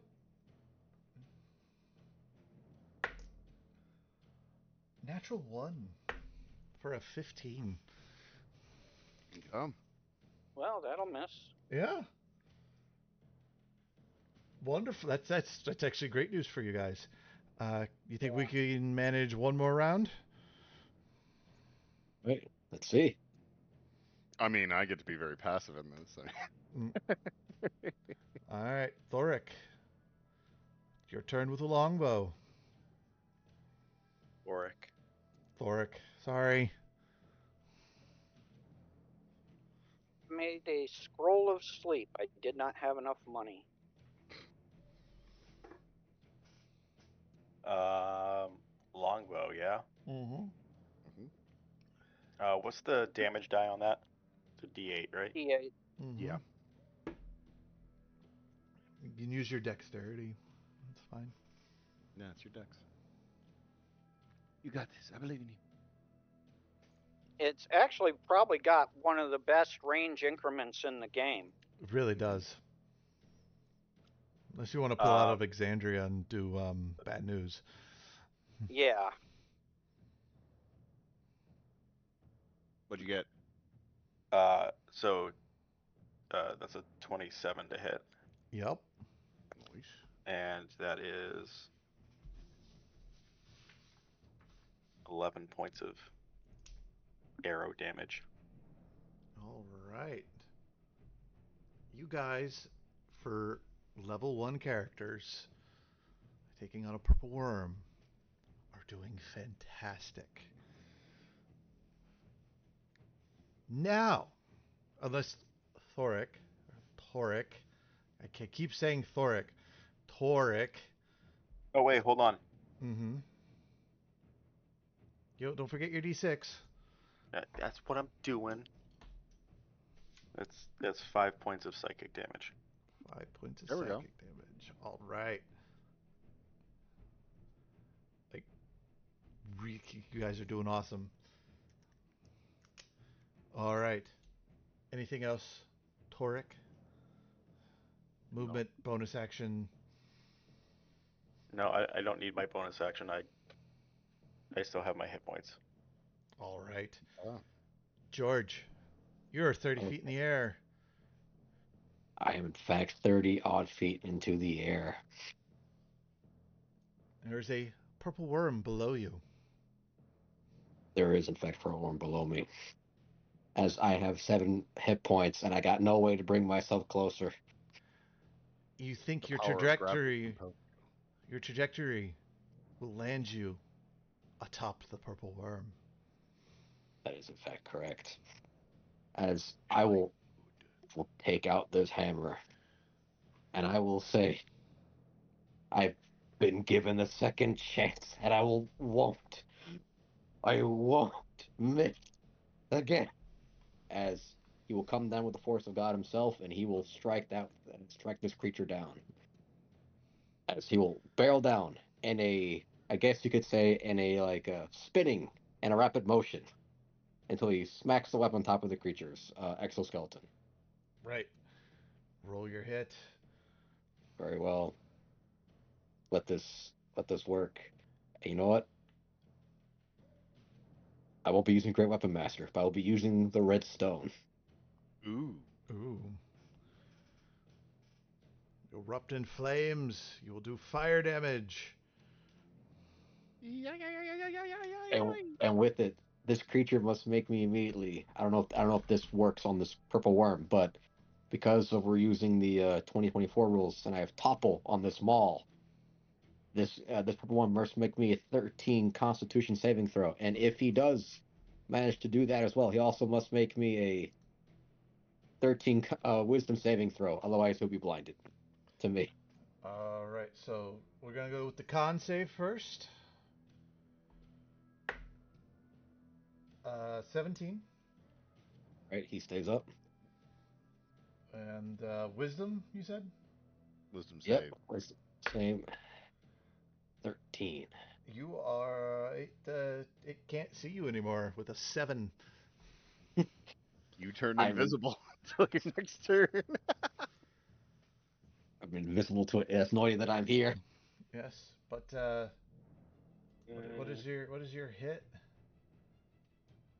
My hit was a 16, and does it beat the armor class? It does not, but I will let Oh. the blind sink through. Okay. Because that's fun. All right. All right.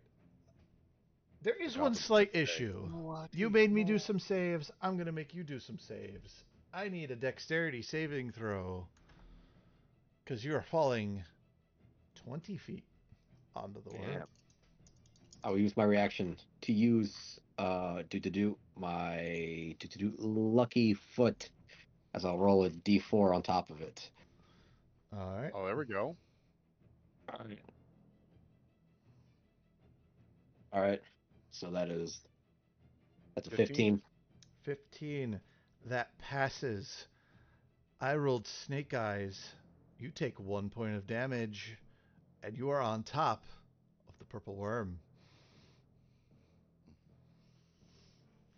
Artis, this thing Okay. is right on I top of you. I understand how my item works, correct? Yes. The stone. Can I activate it again? You can move the dodo to you, essentially causing it to make the wisdom saving throw. So yes, you are now standing next to a dodo. Okay. I want to. Or is the purple worm immune once he'd made the saving throw against it? Not immune. Well, then I'm trying to get the purple worm distracted again. All right. It rolled a natural 19 for an 18 wisdom saving throw. All right. All right. Well, I mean, I still had to try. Absolutely. I'm not thinking me throwing D8 or D10 points of damage is really helping our cause here. If I can cause it to not take actions on us. All right, bonus action. Holding on to that other scroll because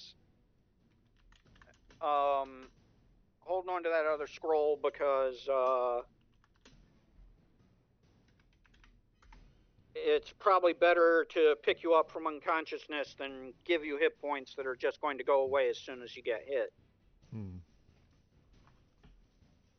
Unless, of course, it hits me, in which case all bets are off, and maybe someone can... If someone's got Healing Word on their spell list, maybe they can use it on me. So I am done. You are done. Nexus, you take 66 worth of acid damage and fail 2 death saving throws. Give me a memory. Nixus remembers fondly of when she was part of Generic Knight Order. Of when I didn't know the setting, so I can't do specifics. And how she had made it her life's mission to restore Generic Knights Order after her mother, named insert name here, was found to be corrupting the order. How she had I'm just gonna go through her backstory. But she had been kicked out and all that fun stuff, and then um she remembers how she had made a deal with generic Eldritch Patron to return to her order, to restore it, and how there is a grand plan for her. There is a grand destiny. And God, it was so stupid that she gave that up to save a bunny. What? Why on earth would she give that up? She has a real purpose. Why would she give that up to save some bunny that she'd known for 5 days, 2 hours, and some number of seconds? 23 Oh, seconds. fuck, I didn't think I was actually into rabbits, and that's her memory. She thinks so. All right. It is the purple worm's turn. It will make its 2 attacks. First attack will be a bite attack towards Artis.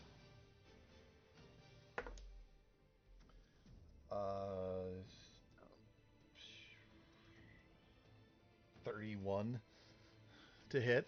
3-1. Yeah, that'll hit. All right. I mean, shield ain't gonna save. Shield only gets me to 25. Not an incredible amount of damage considering a purple worm, but that will be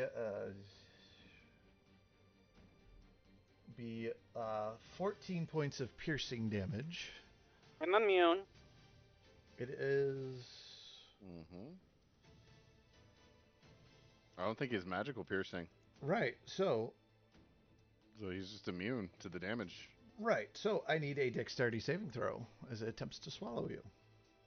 Yeah, this is the part. Come on, This is the we got dangerous part. this. Well, this is the part where I would have, really liked to have my heroic inspiration, but I don't. So Hey, we used it to save a bunny rabbit. that is true. Because I got an 18. An 18. And I don't have bless. I don't have bless active. I don't have.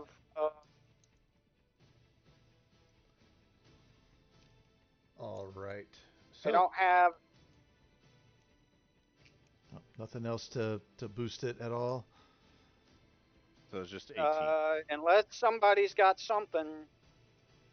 I do, but I'm unconscious and dying. All right. So you are now swallowed. You are blinded and restrained. Oh, that's fine. And at the start, I can live with that. And at the start of your next turn, you will take some acid damage. Like the idea Which he I gets am not swallowed, immune there's this to. gurgling sound. It's just like, this is fine.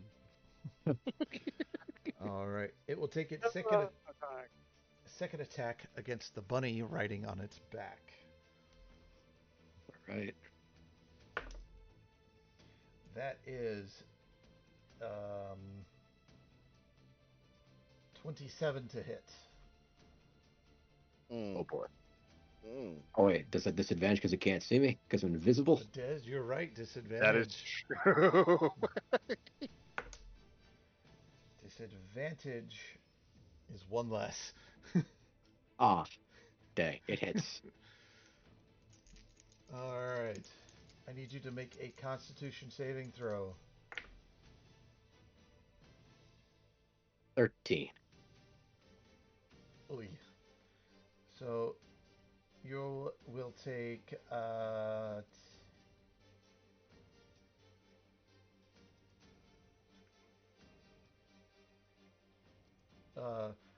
21 points of piercing damage. Down I go. Yep. And I'm just curious for my own insanity. That is 5, 10, 11, 14,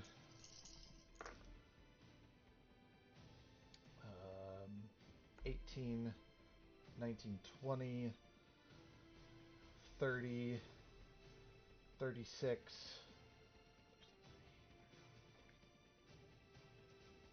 42 points of poison damage on top of that. Ouch. So he's just dead. You are straight up dead. I'm dead. I am gone. But you did have your superhero moment. And your final memory was of your dad being proud of you. All right. Well, for me, it is 12:30 at night. It is a little late, and unless Brian wants to do one more round...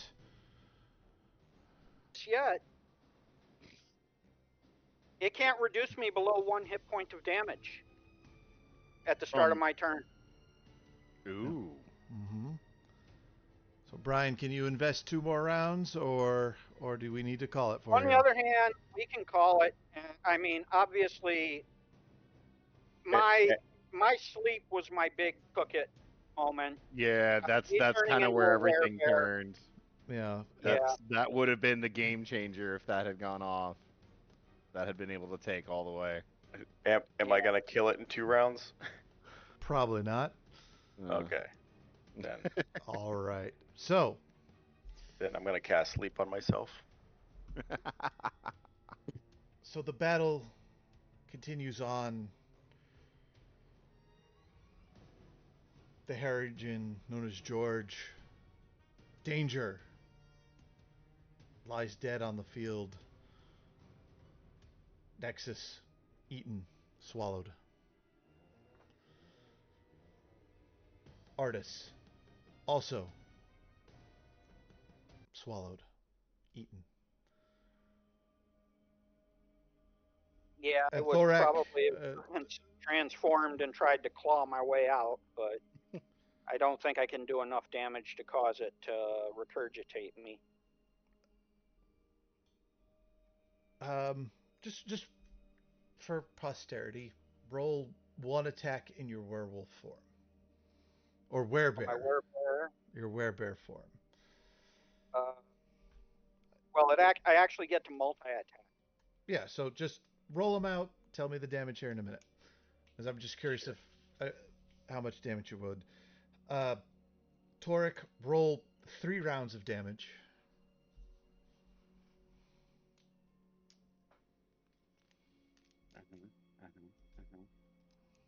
So that would be a D8. I just want to see how close you guys get to killing this thing before it takes you out.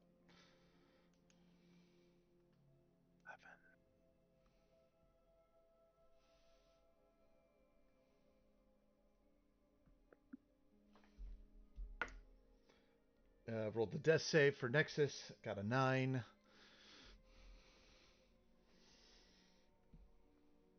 Nexus becomes a meal. Or Nixus. I make another deal. I come back from the grave somewhere else. That's how the warlocks work.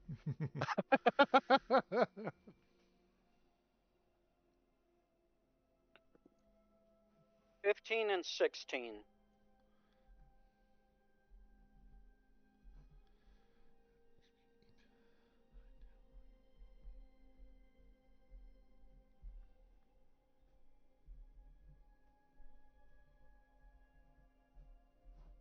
All right.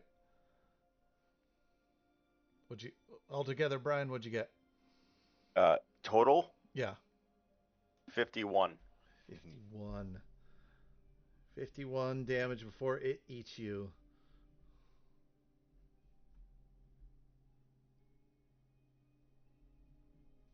All right. So, our would-be heroes either lay slain or digested by Kratos, the giant purple worm. This decade sacrifice complete. Mm-hmm. Once the sacrifice has been completed, the purple worm shivers in energy and bursts forth. And the camera follows the wave of action as more and more veins of this purple stone activate throughout the mine for them to mine. And you are correct that it was the mayor, the mine owner, the warden, and several other leaders from the town, including the shop owner. That bastard. Reveal themselves. The next 10 years will be a great harvest, Warden. Excellent choice. Now, let's get to mining and overcharging those stupid wizards. And the camera pulls out and pulls away up into the clouds and disappears. And that is our episode for tonight, everyone. Thank you all for joining us for this fun little one-shot. So, we're curious about our damage output. I thought that sleep might have done the trick for us. It was really it would've was made a so that huge was so difference. close. That would have been perfect. And it would have gone unconscious if I hadn't given you the advantage because I was trying to save everybody. Yeah. Yep. but I had Well, to. in the moment, it was the thing to do. It was the thing to do in the Yeah. moment. Yep. I mean, that's the way deals with the DM work. Yep. So, you're curious. I'm actually very proud of my level 1 characters for going this far and lasting as long as they did. So, a purple worm has an armor class of 18 and 247 hit points. It finished you off with a grand total of 47 hit points remaining. Mm. My 4 level 1 characters almost took out a CR 15. Which goes to show you that CR ratings are bogus and you shouldn't trust them. Right. Also goes to show you, if you understand your rules and you build your characters well enough, level 1s are quite dangerous. But Yeah, the major drawback on level 1s is there are creatures that crit insta kill you from full to Yeah, it's dead. the HP limit. It's the HP limit. That's what made Sifik Caltro so deadly in Rime of the Ice Maiden. mhm. Although he is one of my favorite characters. I mean, monsters to use. Which Oh. you might see him in the level 3 gauntlet if I ever get around to developing my maps for it. Oh, there we go. Right. Speaking of which, John, where can we find your creations and you on online? Because I want to say a very special thank you for joining us tonight. Okay, the gauntlet I built and all the other gauntlets are on CMCC Builds Discord gauntlet channel, which is available in his YouTube channel, which I believe is linked from the gauntlets that you guys ran with John. And I will Okay. also put it in the description here. Yes. I personally do not have a major online presence as yet. Maybe after I retire and decide to do something as a side hustle, that might happen. But yeah, I'm just one of the guys that saw what Mike was doing and decided that it would be great to help out when people were like, I want to do a gauntlet. I want to do a gauntlet. I want to do a gauntlet. Nobody's available to run a gauntlet. I was like, fuck it. Let me put this thing together and go. And I was running. I'm sorry for the language, guys. Yeah, we should be past the YouTube censor monitor. That was a About couple hours ago, yeah. 4 hours and 20 minutes. Yeah. But no, thank you for having me. I really appreciate it. You know. Oh, more than happy to have you, and we really appreciate your help with the gauntlets that we ran and watching our videos from week to week. And it was a absolute pleasure to have you. Thank you. And, Appreciate it. Yep, and I look forward to doing more of these fun little one shots with everyone. Again, special thanks to John Sakari. Thanks to Brian Nost and Mason for joining us for this breaking news adventure for the CEN. If you want to know more from the CEN, you can follow us on our various social media network sites like Facebook, Instagram, and maybe X in the future. If you want to know, like and follow us, you can also get to our Discord where we're very active. And thank you all for watching this episode of the CEN One Shot Prisoners versus the Unknown. Thanks for watching. See you all next week for our regularly scheduled program, Odyssey of the Dragon Lords, roughly around 8:15 EST, and we'll see you next time.